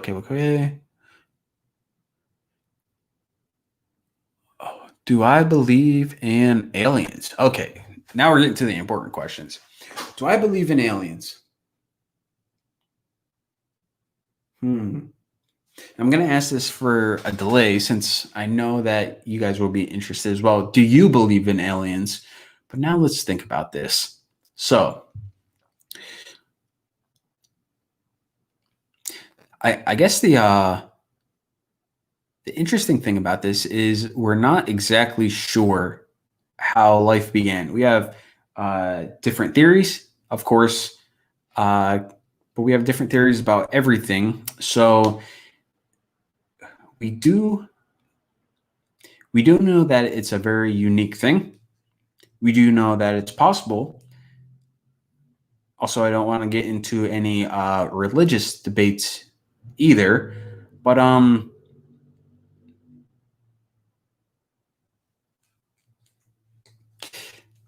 I see it. It's a very unique thing, and you need a very unique set of circumstances, and a lot of it I'm sure happens by chance, but I don't see anything scientifically that limits the fact that life can only be created on Earth. So with that, I don't have any experience seeing an alien for myself. No direct evidence of that, but I'm open-minded.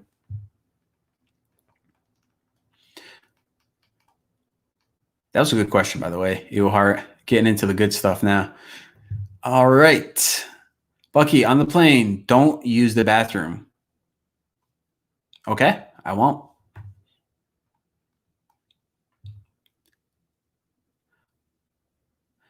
How am I funding this project? So yes, so there are funds being spent right now. A couple contractors helping out with the more specialized areas, as well as hosting for the New Boston, so on and so forth. And we need like to purchase like WordPress themes and WordPress hosting and for the blog and just some like miscellaneous stuff. Right now, I'm just funding it out of my personal funds.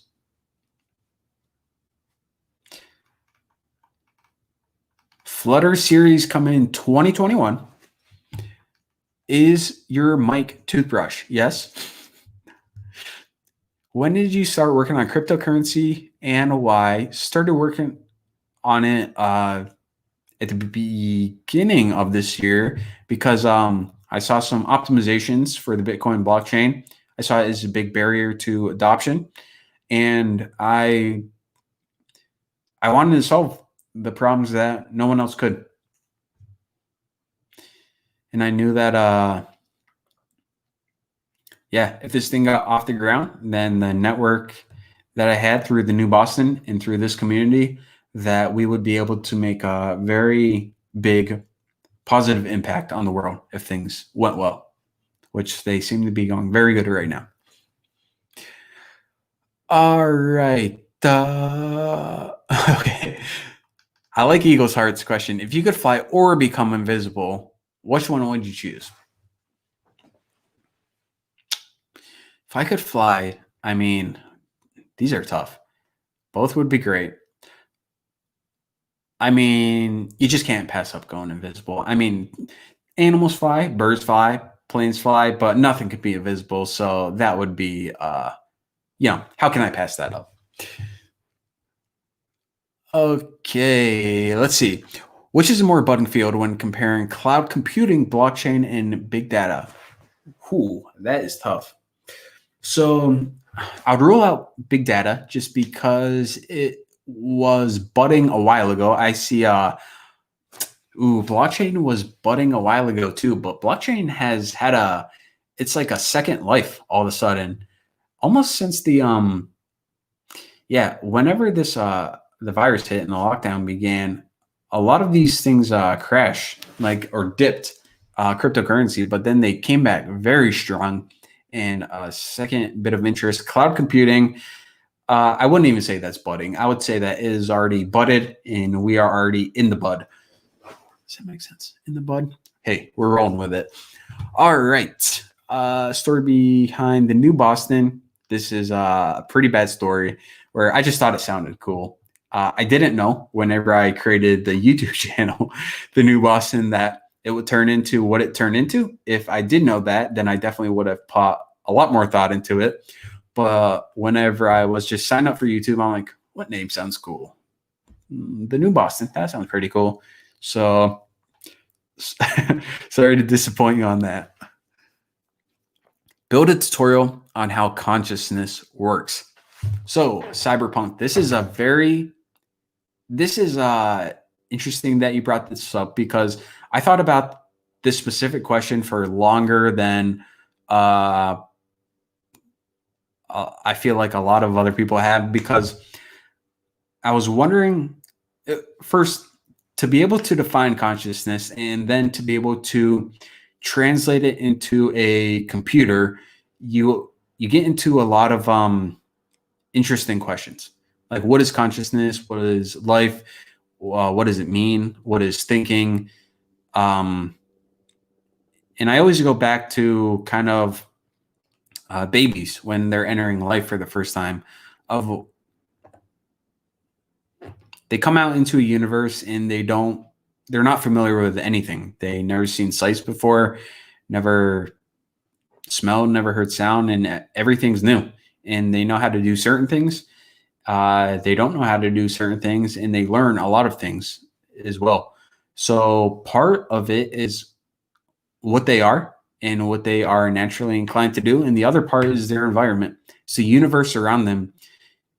In a way, it's like you're a combination of everything that's around you, everything that you've ever ate, everything that influenced you, so on and so forth. But consciousness is a very interesting subject.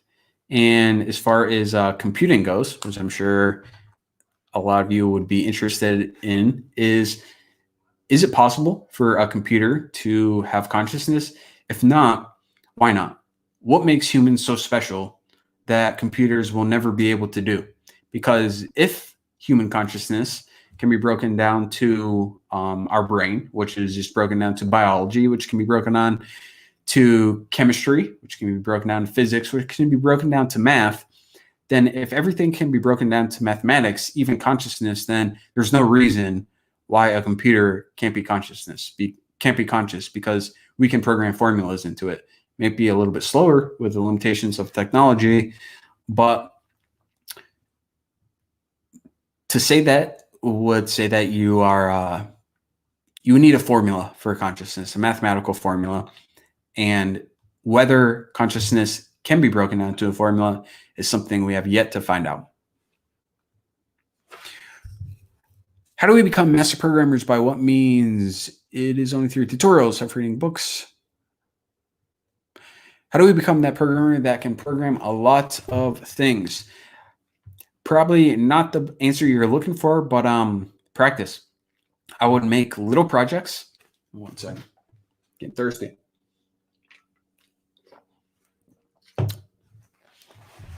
How do we become master programmers? So even that definition is it changes. Like got like a helicopter outside my window.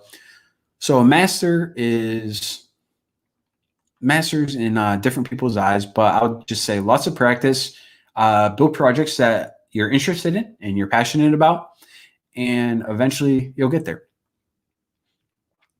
I'd like to know more about cryptocurrency and learn to earn.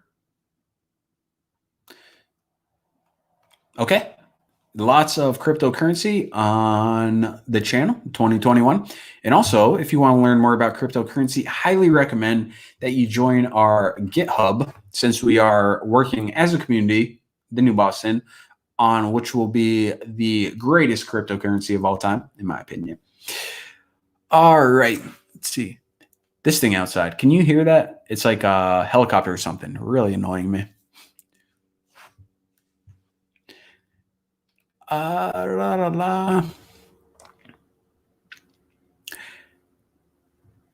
Can you be my spirit guide / accountant?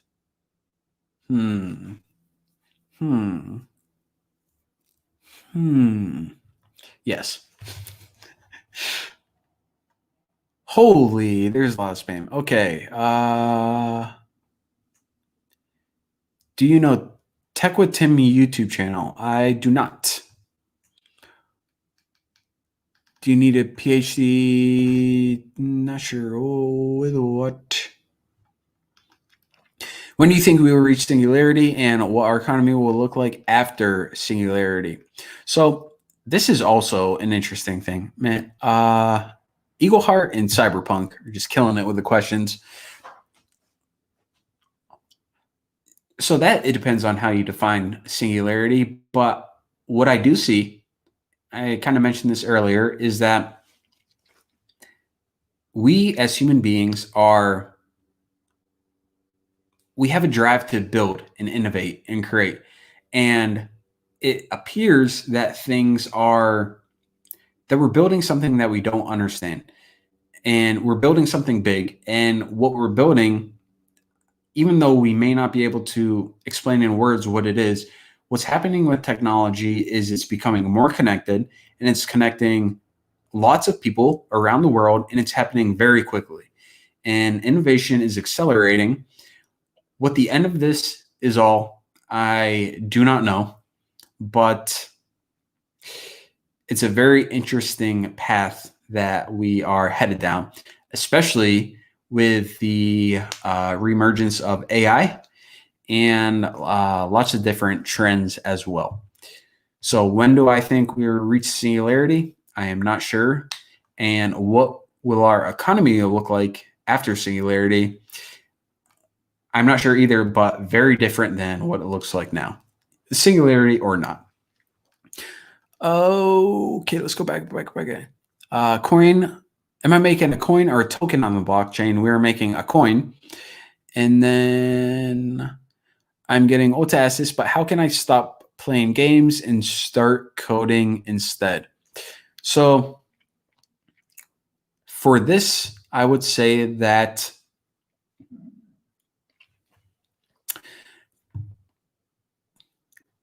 naturally people would do what they are most passionate about. If you enjoy playing games versus more than you enjoy building things, creating software, then it's probably not going to happen.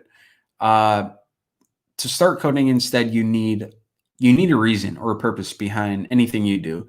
I like to build things because even when I was first starting out, I like the idea that you could sit at your computer and you can create something that can potentially connect people all around the world.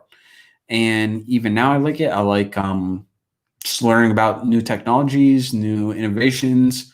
I like what you can do with knowledge and passion, and then the community and the software that forms around it, just something I'm very passionate about.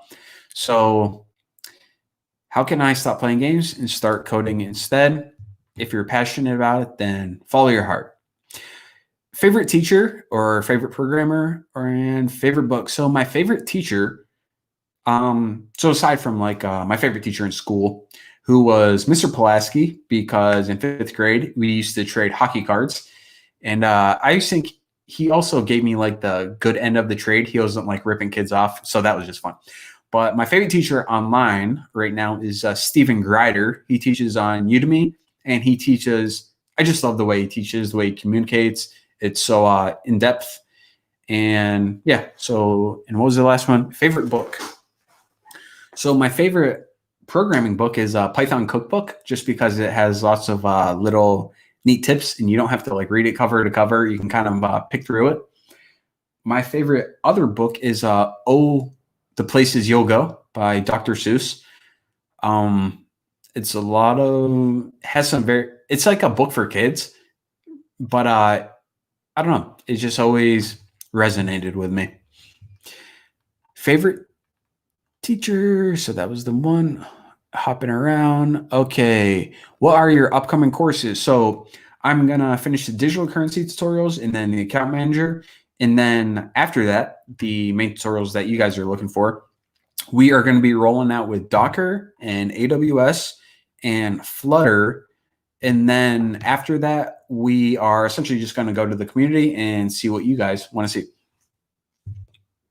or listen to what you guys want to see. What makes you motivated to do great things like the New Boston every day? What keeps me motivated is the impact that it can have on the world. So nothing, I think there's different types of incentive, different types of motivation. Of course, the main thing is financial motivation, where I have a job because I want income. I want to live in an apartment and I want to eat food. Things I'm really passionate about, where let's just pretend that everyone in the world got paid the same amount, no matter what, I would pretty much just be making YouTube tutorials and teaching, just because I love learning new things. I like building things. I like creating things that don't exist yet and solving problems that no one else has solved before. And to be able to do it with a community that supports it, and the bigger it gets, the better it gets, is just, can't really ask for anything else. Favorite programming language in general, I would say Python. It's hard to go wrong with Python. And let's see. Developer Dylan, give my career, Bucky. Thank you. Developer Dylan, glad I could help you out.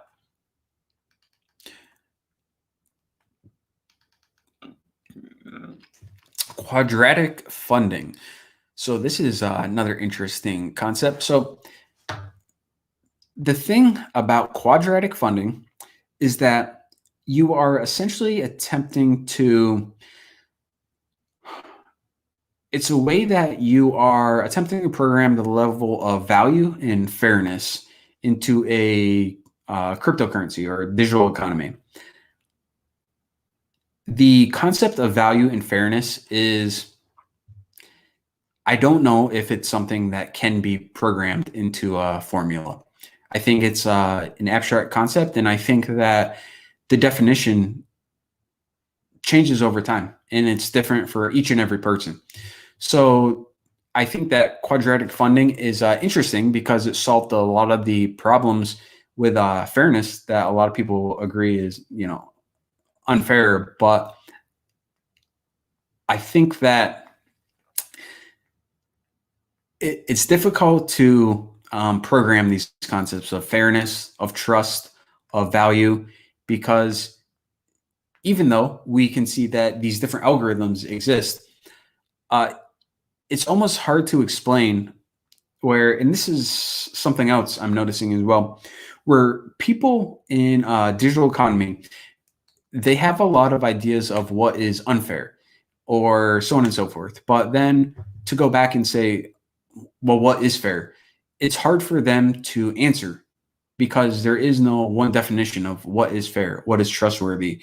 If they say, where does the value come from? And then to ask them, how would you define value? It becomes tricky. It becomes difficult because there is no one answer. So to take some of these ideas and program it into these different models or algorithms, it's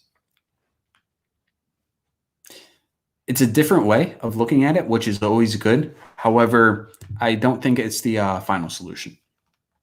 Probably shouldn't say that final solution. I think that means something else.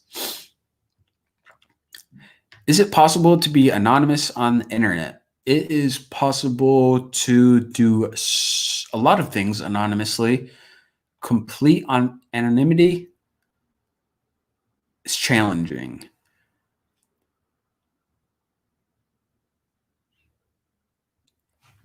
Try this background. All right.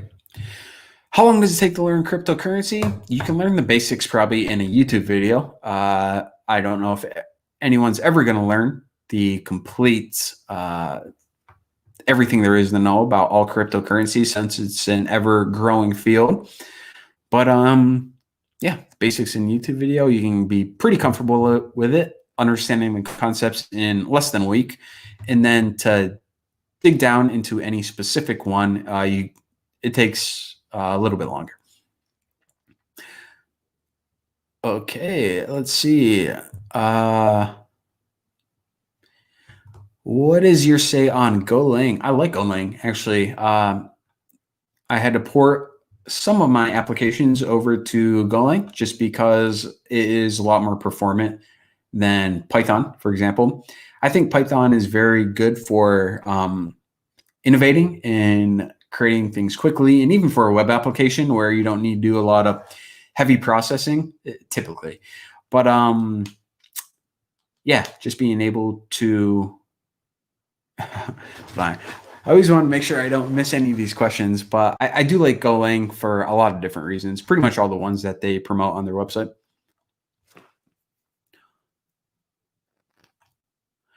Okay, all programming languages are a mess. I'm working on my own. I've had enough of so much confusion and mess.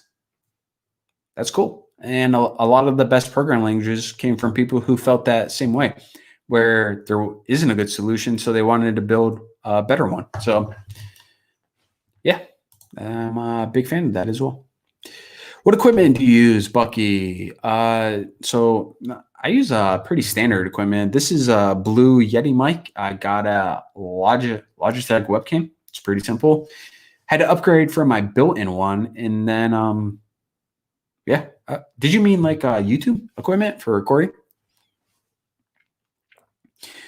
Cryptocurrencies are too unstable on price to use as a daily currency. That is true. It's a pretty volatile market right now. Probably not the best this early on to be like the global currency or anything, but I feel like that'll stabilize over time, as we've seen with Bitcoin.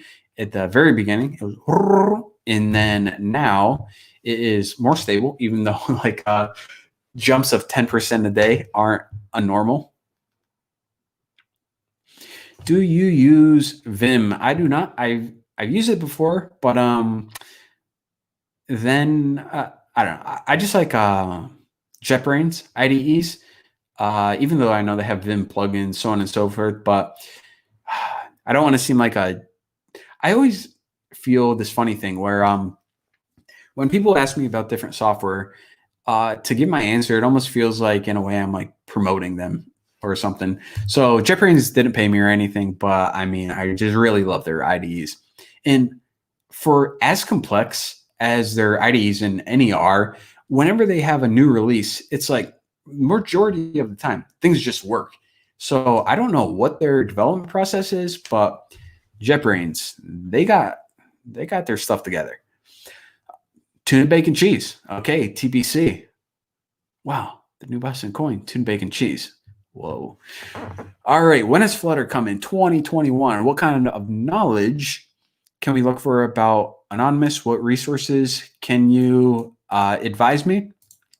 I actually left a post, I think it was on Reddit a while ago, about the best thing that you can do to be anonymous. Let's see. Let's just see how much I remember. The first thing that you can do is, well, you need a device. You need a device to connect with the internet. And if you purchase that device using a credit card or using any type of means where they can track you, even cash, where, okay, there's a receipt for it, but now a bunch of cameras are pointing towards you, then essentially then your identity is tied to it in one way or another, especially with credit card, or if you pay for it online, then of course that device is always going to be tied to you. So the best thing that you can do in that is probably get it at a flea market or get it from means where your identity is not tied to that device. Another thing is do not use Windows for sure. I don't know. I would just stick with Linux, say that, and probably something like Tails, since it's an entire distribution built around privacy. And then for that, you essentially just need to go step by step of every bit along the network. You want nothing tied to you as much as possible. Maybe use Tor, maybe use VPN, so on and so forth. But those are different means that you can use. What stack would you choose in building your next big project? So this would depend on what the project is. For a web application, I mean, I got to rock with yeah, it also depends on the architecture. If you want to distribute data, microservice architecture, is it a desktop application? Does it have heavy processing? Is it just a web application where you can just use Django and scale horizontally, so on and so forth? But it's not a one programming language or one stack fits all solution. It's more of what are you trying to achieve and then choosing the best technology to fit around that. How do you compare React, Angular, and Vue? So I haven't used Angular in a very long time. Vue, I know, is lightweight. React is, it's hard to find too many bad things about React, especially with the growth, the community, the popularity. Of course, I'm biased, but come on, how can you hate React? Okay, let's see this. What is your take on a lot of newbies learning Python as their first language? One of my friends learned it, but he got stuck on easily because of simplicity. Yeah, this was interesting as well because someone asked earlier about C and whether it was a good first language to learn. So with Python, you aren't going to understand the concepts that you do with C, with pointers, memory management, with the low level things that you would typically learn.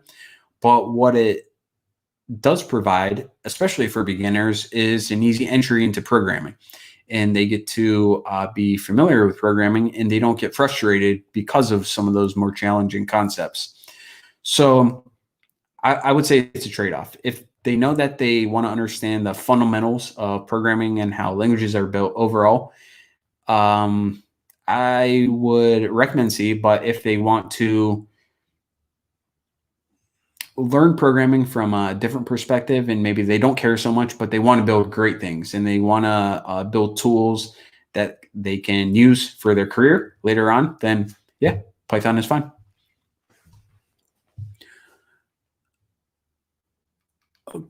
Okay, let's see. Domains in the field of computer science have good pay and scope in the future.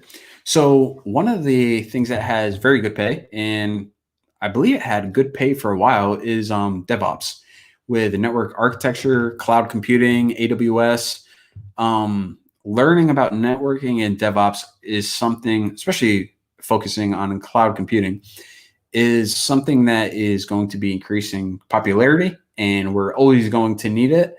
And it is always one of the top paying career fields. However, what I would also suggest in this decision is you don't want to go into a career field strictly because it has high pay. Because even though it's going to be great for a while, a year or two, you're going to quickly find that you're in a position where you ended up in a career that you don't really enjoy.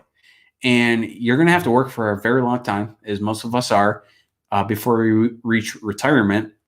And given that such a large part of your life is going to be spent in the workplace, you want to make sure that you don't need to have it be your full passion, but you need to, or you should be in a job that makes you happy. All right. How do you become so good in so many languages? I would say for any language, it's just lots of studying. If you're interested about it, it helps a lot. And I was genuinely interested about and still am lots of different programming languages just because of what they can do. So yeah, I think that's a big thing where if you're interested in something, it's a lot easier to become good at it because the motivation comes from yourself rather than external factors. All right, let's see. Machine learning in the future.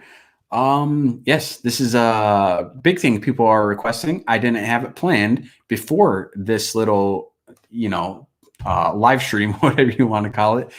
This turned out to be a very long test, by the way. But I am finding out now that a lot more people are interested in machine learning than I originally thought. So that is moving up on the menu. Let's see, spam. Okay. A course on blockchain, please. Coming soon. Toothbrush, side of your headphones. All right. Name Tech. I mentioned this, but let me touch on it briefly. What is the story behind tuna? I started using tuna for variables as well as bacon, not to be funny, but to allow beginner developers to differentiate between built-in keywords and their self-named variables. Since whenever I was learning programming, I saw something like var num equals 6, and it was hard for me to tell which was a built-in reserve keyword and then which was a variable name. So that's when I started using tuna and bacon. And also it's kind of funny too. So object tuna. Yeah, that's what we're talking about. Let's see. Okay, these moving pretty quick. Okay. I find myself in a position where I can't do the practice because of the lack of thoughts about applications. I can't think anything to practice. So I believe you mean like after you learn the concepts of a programming language, it's hard to know where to go from there because it's just hard to come up with ideas on things to create, or maybe the ideas that you come up with are way too big, like game development. And of course, if you're just learning the concepts, it's hard to do game development.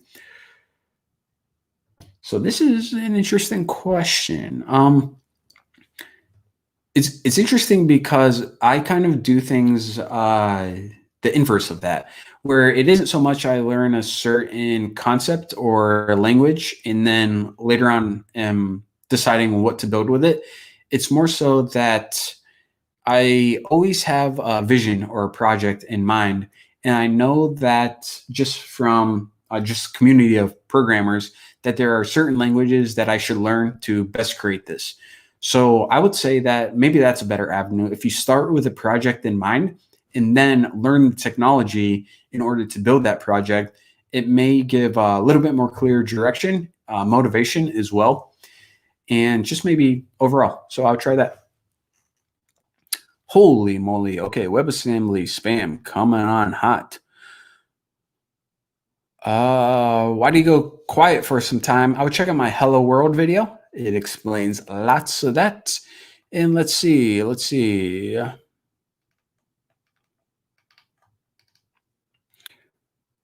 you try to Restream for streaming? So I was actually comparing a StreamYard versus Restream, and Caleb Curry recommended StreamYard. So I just tried it. I actually just set up my account and like bought the paid plan today. Seems to be pretty cool. I did watch a review on Restream versus StreamYard, and everything basically just said that it came down to preference and the UIs look pretty similar.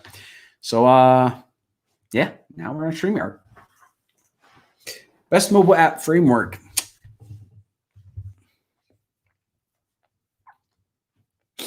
Ooh, this is a tough one as well. I don't know.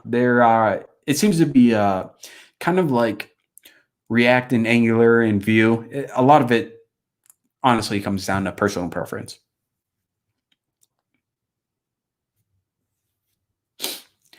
Would you elaborate on networking and cloud computing? Are there any topics you recommend to get started? TCP/IP, writing your own server in PHP Node. So not so much writing your own server in PHP or Node. I would say start with the basics of networking, as far as how do IP addresses work, and just the basics of overall network, like difference between a router and a switch. Kind of more so the core networking fundamentals. And then afterwards, you can look into things like AWS, and that seems to be a big one now. And a lot of those have a pretty clear path for getting certified, of kind of a chain of certifications that you can go through. And when you are applying for jobs, certifications for cloud computing is a big thing. So they'll tell you exactly through practice exams and guides what they are looking for and what you need to know to get those certifications. But if you are actually looking for a job in cloud computing, then I would essentially learn the basics and then go with AWS certifications, and that will get you to a really solid point. Let's see. Have you ever experienced burnout, too much coding? If it's possible to be burnout of doing things what you like. So I did experience burnout before, but it wasn't it was because at work, we were building software, and it was software that I wanted to create perfectly, but it like wasn't my idea, or it was just like joining a company and creating software. It wasn't something I was super passionate about. As far as like the personal projects, I wouldn't say I got burnt out. It's just at the end of them, like I made this application to predict what horses could win in horse racing for betting. That was pretty cool, but I got to the end of it, and then I saw that the the edge for the horse tracks, like the casino, basically was just way too high. So not burnout. For the projects that we work on is community, like for the open source project, it's going to be very difficult to get burnt out just because you're not developing a project for like the sake of learning programming or anything, even though a lot of people come and improve their skills, so on and so forth. But it's the goal at the end of it is bigger meaning. And that meaning is, as long as the site is there, it's never going to burn out.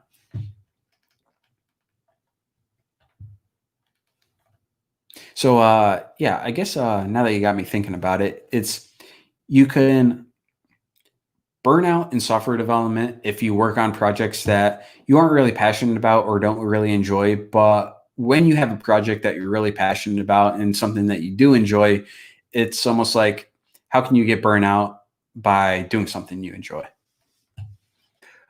All right, I am back from sleeping. Are you still streaming? Still streaming. I was only streaming for a couple hours. That was a quick little nap. How to start with self-driving cars from scratch. Wow. Okay. I would start with my how to build a go-kart tutorial and then automate the crap out of it. Why collaboration with Caleb, and when you get to know him, this man is the teaching legend. Yeah, Caleb's awesome. I just got to know him recently. He reached out to me. I joined this little Discord community for YouTubers, and he was there, and we just got talking. And I don't know, he is a cool dude. How do you learn something new? I learn based on a bigger project that I'm trying to build. And usually it's the technology that I know that I have to learn to build that project. So it's essentially just part of figuring out how to build something. All right. All right. What is your learning process? This is a good one too. I scroll down a little bit and then people leave a ton of comment. Okay. Where'd you go? Where'd you go? Where'd you go? Question. Okay. It looks like I'm not going to find that one again. Oh, here we go. So Fazal Jaral, what is your learning process? So my learning process now, and as it was before, is whenever I need to learn a new language or a new technology for the very first time, first place I go is to Amazon, and I just look for the top rated books. I look to make sure that they're recent, if the technology itself is recent. And then I get usually 2 or 3 of them, just since I don't get to see the full preview. And I do like ordering physical books still. It's just a lot easier for me to read for some reason. And then I just start going through it. And I have this thing, actually. I'll show you. This little book stand that I can put my book in and have it right next to my computer. And I just start going through page by page, learning everything. And if I can't find a really good book, then what I like to do is go to Udemy and see if they have any video courses, as well as YouTube for video courses, or just different places online. So through those means, it usually gives me a pretty solid understanding. And also recently what I like to do is go to Udemy first and go through a video course, since it gives me kind of a brief overview of the main concepts. And then after that, I would go to my book and get a little bit deeper dive into some of the concepts. All right. Let's see. Winning on chat. Could you recommend any open source projects about beginners? So yes. All right. Hate to keep bringing this up, but so we have open source projects. If you go to thenewboston.com, if you go to thenewboston.com and click on the little GitHub link, then we're building a digital currency, and we are also very open to new developers. So whatever your experience level, whether you're brand new to programming and you just want to learn how to contribute to an open source project, or if you are a senior developer, engineer, designer, marketer, SEO, we're building something that is, in my mind, going to be very big. So yeah, come on in. We'll love to have you.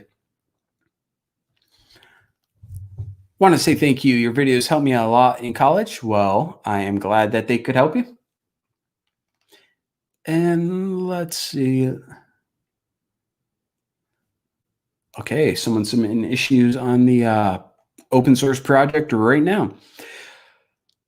How many programming languages do you know, Bucky? So this is interesting because knowing a programming language is a little bit hard to define, since there are programming languages that I typed like hello world before. I wouldn't say I know those. And even now, being experienced as a developer, knowing Python on the back end, it feels like the more I learn, the more that I understand that I don't learn. And even the developers of the Python core team, a lot of them feel like there are areas of the project that they don't know, just because they only work on a certain subset at a time. So it's difficult to answer. Yes, thank you. No need to spam. I will read your questions. However, this spam is making it difficult to kind of read all these different questions. Python web dev is any good? Yes, I would say it is good. Crow Academy. I was inspired by your videos a lot years ago. Well, thank you. Lots of new videos coming soon. AI versus, ooh, this is another one. Disaster Master. Cool name, by the way. AI versus blockchain. Which will be more in demand? Ooh, this is good. I don't know. What do you guys think? Both, by the way, are looking strong for the future.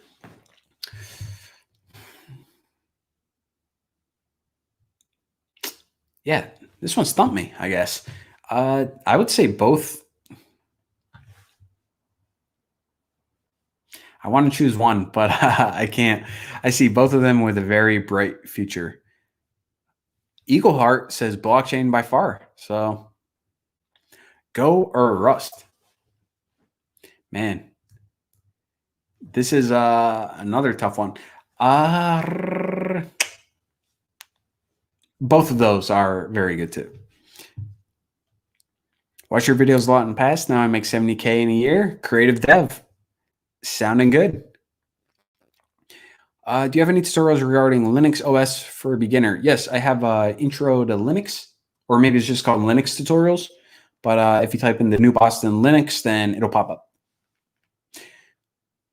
I like Linux, by the way. AI seemingly has more options than blockchain. AI could be integrated into almost anything.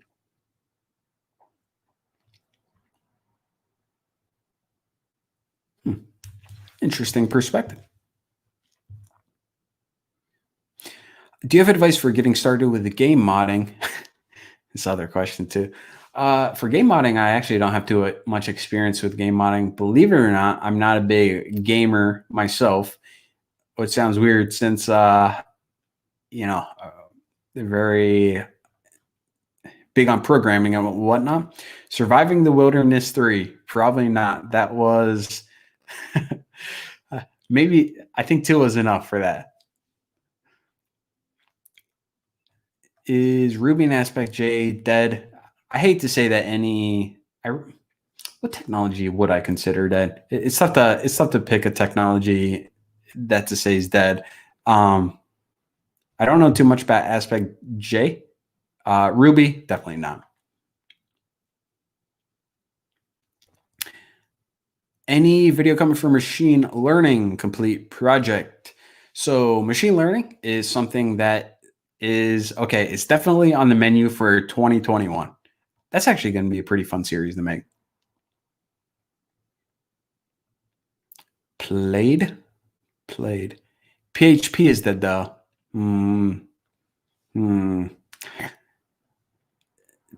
Don't hear too much buzz about PHP. That's for sure nowadays.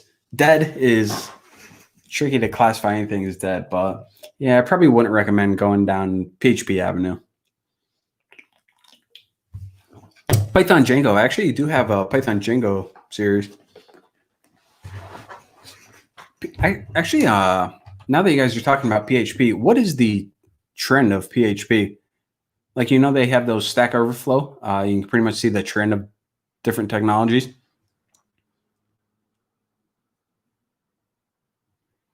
Will you film tutorials about Metasploit? I think that I did, actually. Yeah, I think I have a series about Metasploit.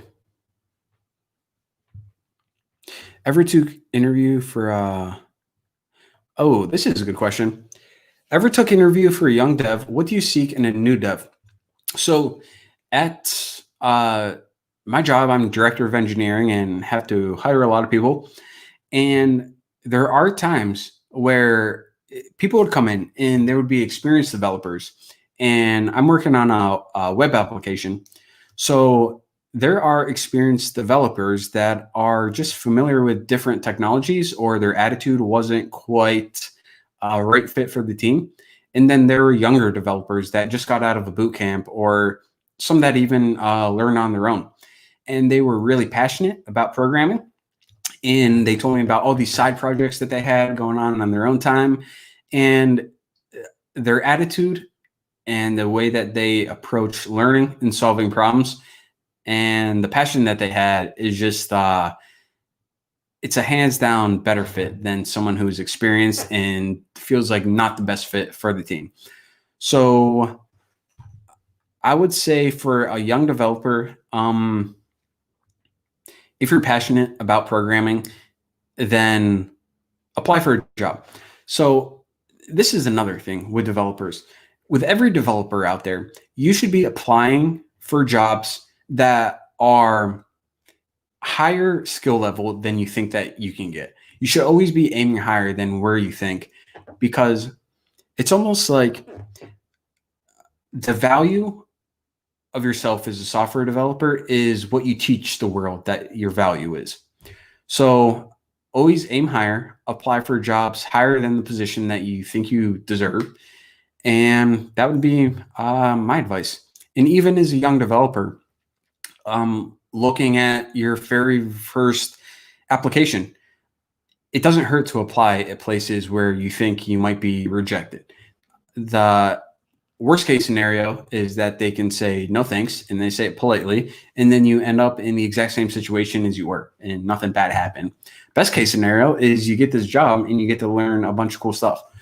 So yes, it may be a little bit of pressure in the first week or two, and you may have a bit more of a learning curve, but that's what it's about, pushing yourself and aiming high. Why do you wear a hat while you're inside? So I wear this hat because I have these headphones, and you see how they're all like beat up inside. So if I don't have this hat on specifically, then these little flakes always get all over my ears and stuff. So this is pretty much just an ear protector for these things that are flaking. Holy, lots of spam here. Oh, 1 second. Let me sift through the spam. How you doing this pandemic? I'm digging it. I'm digging the quarantine. I mean, you wake up, you can wear shorts, don't have to commute to work, wear sweatpants. It's not bad. The whole, what's going on and how it's impacting people's lives, not that great, but all right. Please bring a video series about competitive programming. Suggest a good source to learn it. Also, how to join your open source project. So the video series about competitive programming, noted, and how to join your open source project. If you go to thenewboston.com, then I would first suggest joining the Slack community. And for that, on the homepage, you can click the little Slack icon. And if you just want to dig right into the code, then you can either click on the little GitHub logo, or there's a section called Tasks, TASKS, that you can go and see everything there is to work on. But for joining it, I would highly recommend joining the stock community, and then in intros, introducing yourself, telling us about your background, and then we'll find a team to put you on because it just feels like people are more part of the community that way, a little more engaged. Good morning from Lagos, Nigeria. What up over in Lagos? And this guy's name is, or girl, is Oath. I like that. Very cool. Also, Nigeria is kind of doing awesome in cryptocurrency lately. I saw on Google Trends that Nigeria is one of the top countries that has lots of interest in it. Did you ever try creating your own programming language, Bucky? I did not.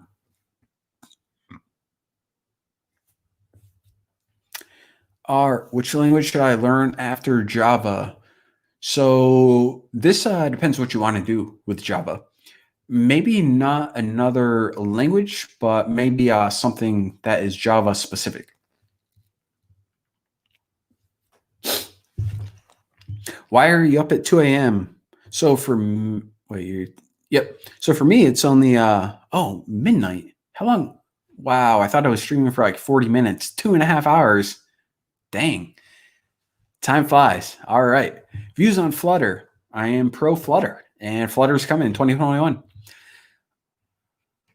Flutter over React. It's debatable. Okay. All right. 2021 resolution. 2021 resolution.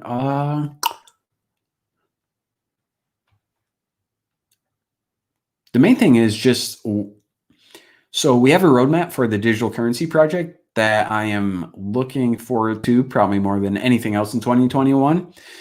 And then aside from that, I just want to make lots of videos. I want to make lots of tutorials and get everything up and buzzing again. I am very excited about that as well, to get back into the groove of things. And now that we have an open source project, an awesome community, I'm feeling very good about 2021, especially compared to 2020, which it really isn't. 2020 didn't set that high of a bar, let's be honest. So just looking forward to 2021 in general. Also in general, another thing about this is I'm not a big fan of resolutions, because I feel like if there's something in your life that you want to improve, you shouldn't have to wait to January 1st. If there's something in your life that you want to improve, you can just start improving it right away. And aside from that, it's also a good interesting that I'm not a fan of retros. So if you work for a software company, you have retros like with each sprint at the end of it. I feel like people just save up the problems for like every 2 weeks, where it's like, yo, if there's a problem or something you think that we could improve, then you could have just like mentioned it like a week and a half ago when this came up. Didn't need to save it for retro. But in a way, New Year's resolutions are kind of just like retros in a way. Like, what can we do better next year? So on and so forth. All right. Object-oriented is, okay, so the question was, what is object-oriented? Object-oriented is like a design pattern where instead of programming with individual functions, then you use something called classes and objects. And it allows you to store like, how can I explain this? It allows you to store like state and memory with certain bits of code. It's kind of hard without a text editor in front of me showing everything, but there you go. 2021, uninstall Facebook and burn your TV. That is actually not bad advice. I already did uninstall Facebook on all my mobile devices. Not because like I'm not like a huge fan of Facebook, first of all, but it seemed to be just be killing my battery. And burn your TV. I don't know if my TV would burn, but also not that bad of advice.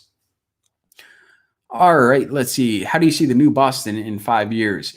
I have very high hopes for the new Boston in 5 years, especially after I announced the digital currency project, since it has a lot of support and it's growing very strong. and we're still in alpha right now, not even in beta. So I can't imagine when this thing gets to beta, and after we have a marketplace release on an exchange, things are going to be happening very quickly. Looking forward to it. Waiting for Flutter tutorial from New Boston. Me too. It's on the way. When are they coming? They're coming in 2021, early 2021. It's one of the earliest things. Let's see what else. Whoa, okay, lots of comments coming in all of a sudden. How do you feel about visual coding? Visual coding. I'm not familiar with visual coding. What time is it, bro? It's 12:14 where I am, slightly after midnight, but it's Saturday, so whatevs. We're just rolling with it. How's it going? Going great, actually.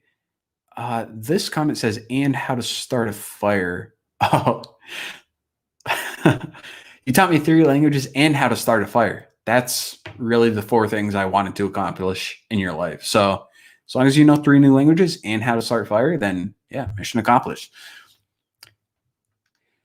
What is the Bucky's language of choice to build a web application in 2021? Nothing fancy here. I'm going to go with, for a web application, as long as it's not too processing intensive, I would just stick with Python, Django, and React on the front end, especially with bringing on new developers or growing it. I mean, they're such popular languages and they're growing in popularity.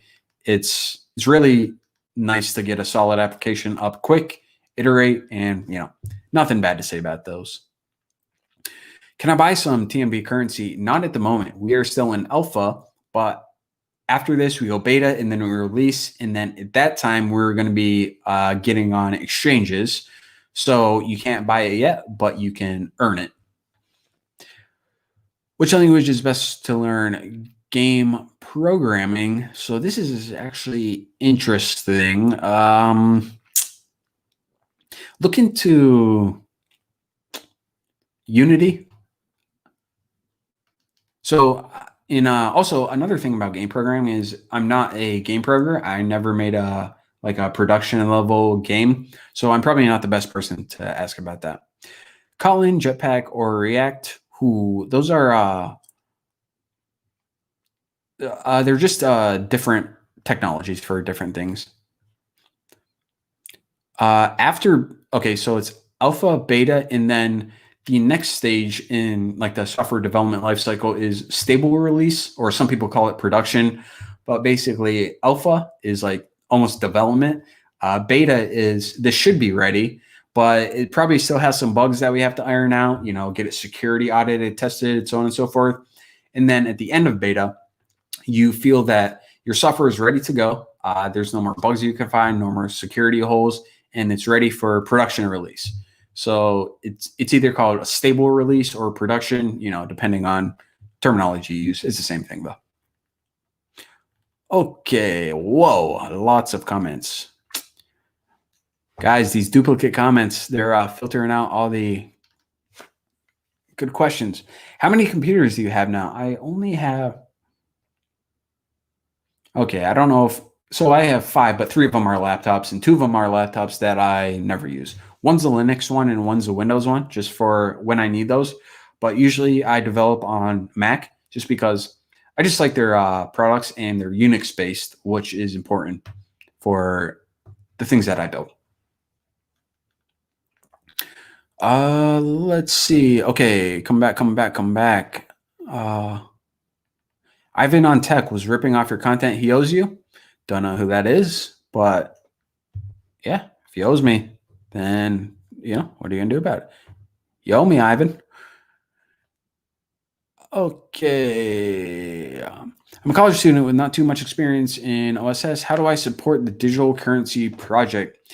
So if you don't have too much experience and you want to learn, then that's fine. Then there's lots of different areas in the digital currency project, which is a cool thing. And some you don't even have to be a developer for. We have a backend team, we have a front end team, we have SEO, we have marketing, we have design, we have people who are just community managers who help out around the community. Lots of different areas where even if you are a beginner developer and you want to kind of dip your toes in open source development, or you just want to hang out, join the community, that's cool. Come on in. But lots of different areas, and we accept lots of different skill levels, no matter how new or how experienced you are. So come in and we'll find a place for you. Computer specs. So so on my Macs, they're pretty much maxed out aside from the video card, since I don't really do like video editing, or I don't need GPU for anything really, just like programming. You don't really need lots of processing power. And I believe my hard drive as well, since a lot of the information I just store on the cloud. Okay, let's go. Low code, no code movement. Low code, no code. I'm not familiar with that actually. Low code, no code. What's your favorite IDE? I love JetBrains IDE. Why Upwork keeps rejecting my profile? I don't know. And let's see. Tell me more about your crypto stuff. What would you like to know? Would you consider making videos on UE4 or Unity? I made a lot of videos on Unreal Engine before, like quite a few. I actually don't even remember if I made tutorials on Unity or not, but probably not for a lot of these things I'm not sure of, because a lot of it depends on what people want to see. So, okay, bro, you play video games? I'm not a gamer. I play games. I actually have a Nintendo Switch that I really like. I like it because I can bring it on a plane, and I don't know. I just think it's pretty fun. I like building, or I like playing games that you like build systems, like Minecraft, or I forgot these games, but like you put things together and the system becomes more complex and more complex, and you have to manage things. I'm not a big fan of like first person shooters or anything like that. All right, all right. What programming language should I learn first? If you don't know anything and you just don't know where to start, it's hard to go wrong with Python.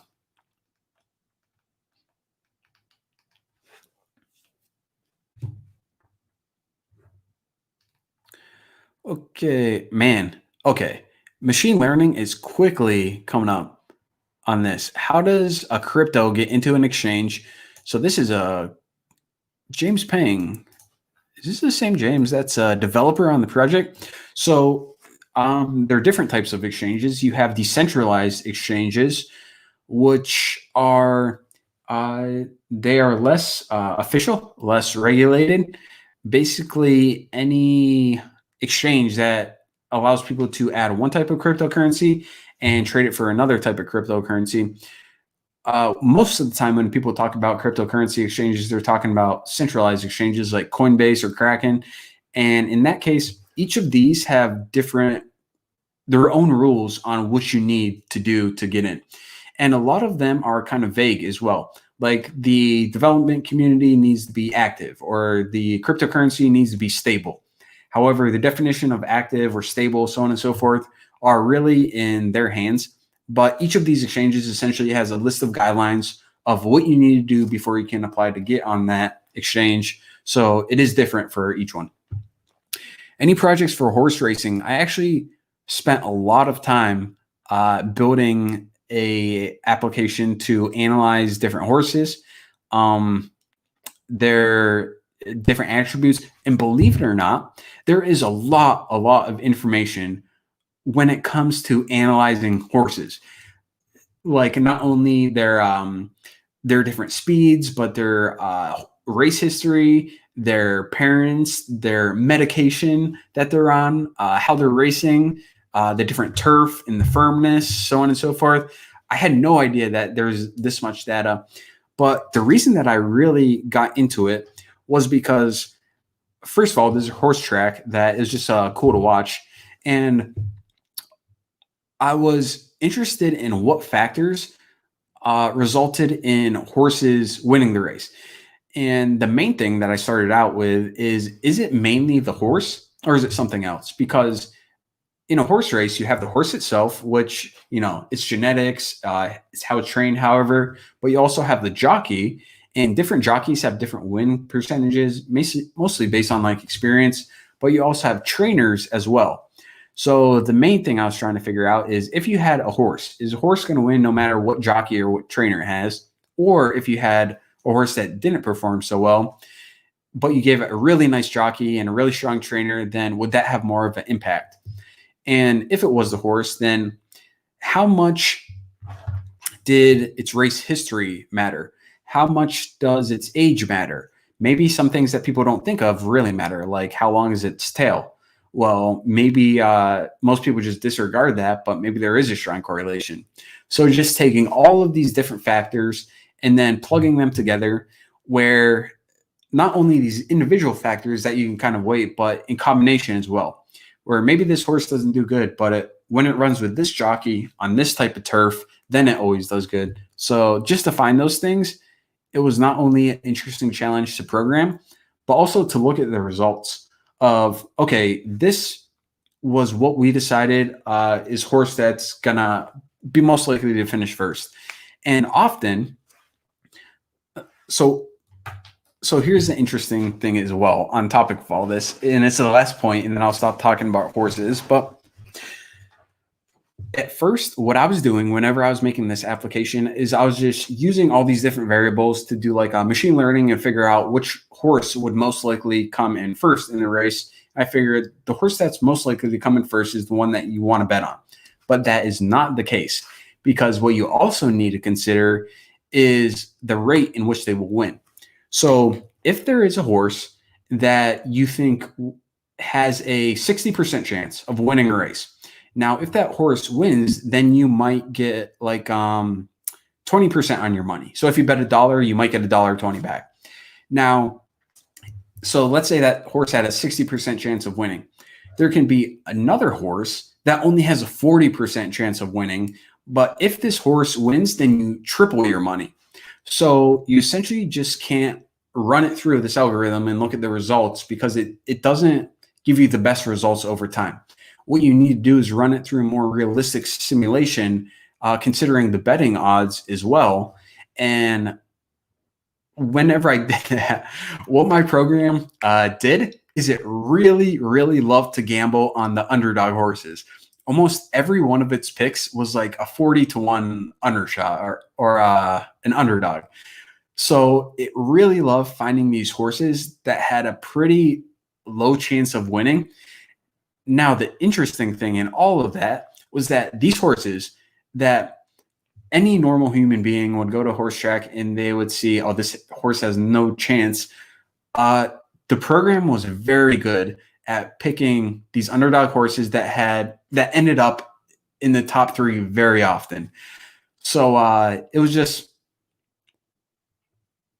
the results that I thought it was going to give was so different than what it actually gave and what it said was the best formula. And I don't know, it's just something interesting. So yes, in Exile 5A, that was my long answer to that. Okay, I keep seeing these things and I try to read it, but then it pops down. Okay, VS Code or PyCharm? I mean, I got to go with PyCharm. I'm very biased towards JetBrains IDEs. Roller Coaster Tycoon. That is a good one. I actually looked into that for Switch, but it didn't have that high of a rating. So is this stream being uploaded? This is actually the second stream, and it's just like a test stream that is turning into a longer stream. So is it being uploaded? I would say, yeah, I can save it. It's cool. Can DevOps engineers do development work also? That just depends on your skill set. We have some DevOps engineers that are also backend engineers, and that's mainly because so when writing scripts, it's usually a lot of it is Python scripts in a lot of cases. So yeah, they definitely can. Okay, let's see. University student with not much experience. Is there any way to contribute to coins? So yes, the cool thing about this project in the New Boston open source development community is there is no restriction on the experience level. Whether you're just starting out in programming, whether you've been programming for a long time, there is a position for everyone. So come on in, join a community. We would love to have you. And if you're new to open source development, then you can learn, you get better. It's what everything's about here. Is it an ERC20? It is not. It is something completely different than anything that exists. However, we are going to have wrapped coin to get it on these decentralized exchanges. So just like wrapped Bitcoin, we're going to have wrapped the New Boston, which is going to be an ERC20 coin for that reason. Will this channel focus mostly on cryptocurrency now or other stuff too? So we only have two more. Well, one is partly done, the digital currency tutorial series, and the other one is the account manager series we have planned, which is essentially the desktop application that we have for connecting to the network. But then after that, it's pretty much just going to be back to basics with Docker, AWS, Flutter, lots of programming, lots of software related tutorials. But for now, since there is a big barrier for people understanding what the project's all about and how everything works, I do want to get these tutorials out there and pumped out just so, you know, it kind of helps development. But then in 2021, pretty much going back to basics. Okay, let's see. Would you rather fight to the death with 5 chicken-sized horses or 1 horse-sized chicken? 5 chicken-sized horses. Oh, I could crush those. I could crush those horses easily. I mean, it would be no contest. And then 1 horse-sized chicken, that may be a little bit more of a battle. I can see that messing me up pretty bad. So definitely would be happy to fight 5 chicken-sized horses. I would just absolutely demolish them. All right. I'm not really going to hurt those animals, by the way, unless they come after me first. Then game on, you know. Project is going to be so successful. Our project, first of all. But thank you. And I agree. Thank you for the support. Why do vulnerabilities occur all the time? Is it because when something gets updated, it's just because technology grows quickly. And when you grow things quickly, there are just some spots that kind of just like bugs where it's like building anything. Quickly, there's just some areas that you overlook, different use cases that you didn't consider, especially with users where you expect them to use your software in a certain kind of way, but they almost never do, and they find all kinds of new ways to break it. A lot of it is unintentional as well. Glider back, computer science.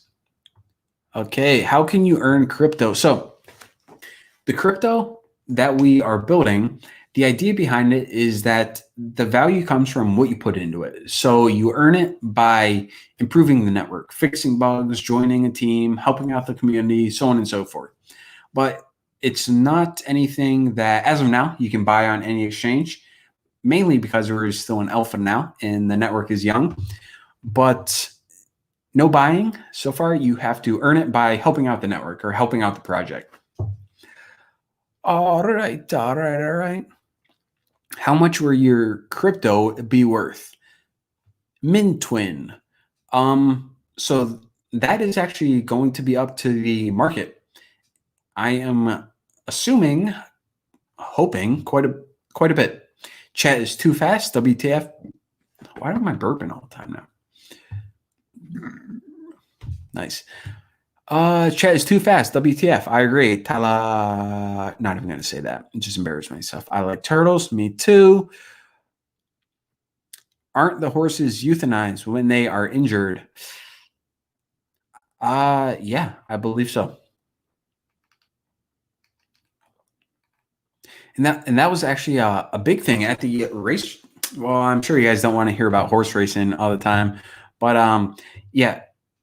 Just one last thing at the horse track in or it's not actually in Pasadena, but Santa Anita, real close to where I live, there's like a record number of horses being injured on the track that they have to put down.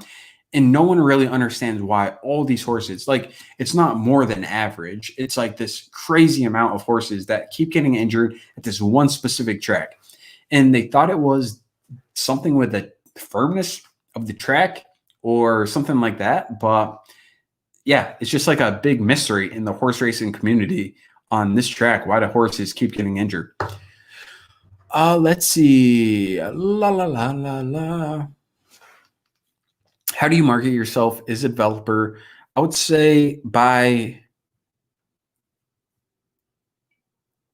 through your skills. Just being a very strong developer.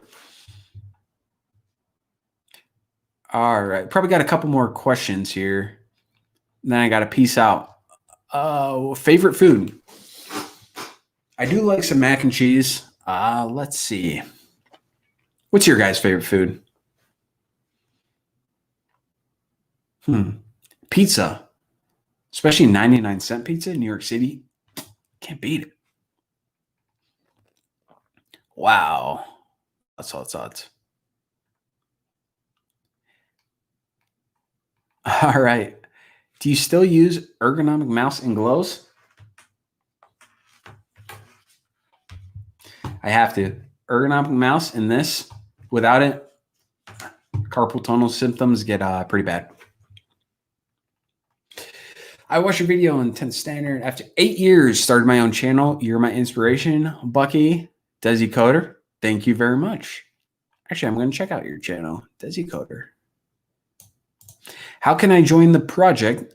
If you go to thenewboston.com and there's a section that says join the community in one of the menus, then you can either join Slack or GitHub, so on and so forth. But I would recommend joining Slack and GitHub. Why are you using a headphone?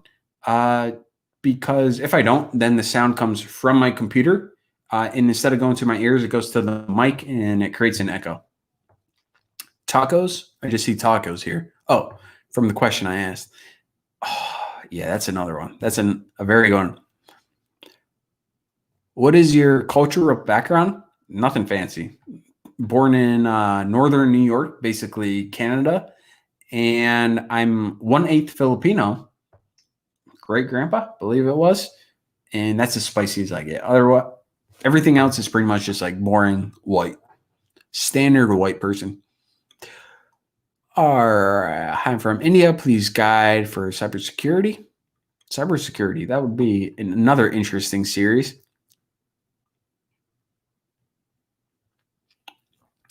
Okay. All right. Lots of cool stuff. All right. So 3 hours. I think this is good for a test. So streaming works, and apparently you guys like to watch a stream as well. So I'm definitely going to do this again. So thank you everyone for all your questions, and maybe I'll schedule this.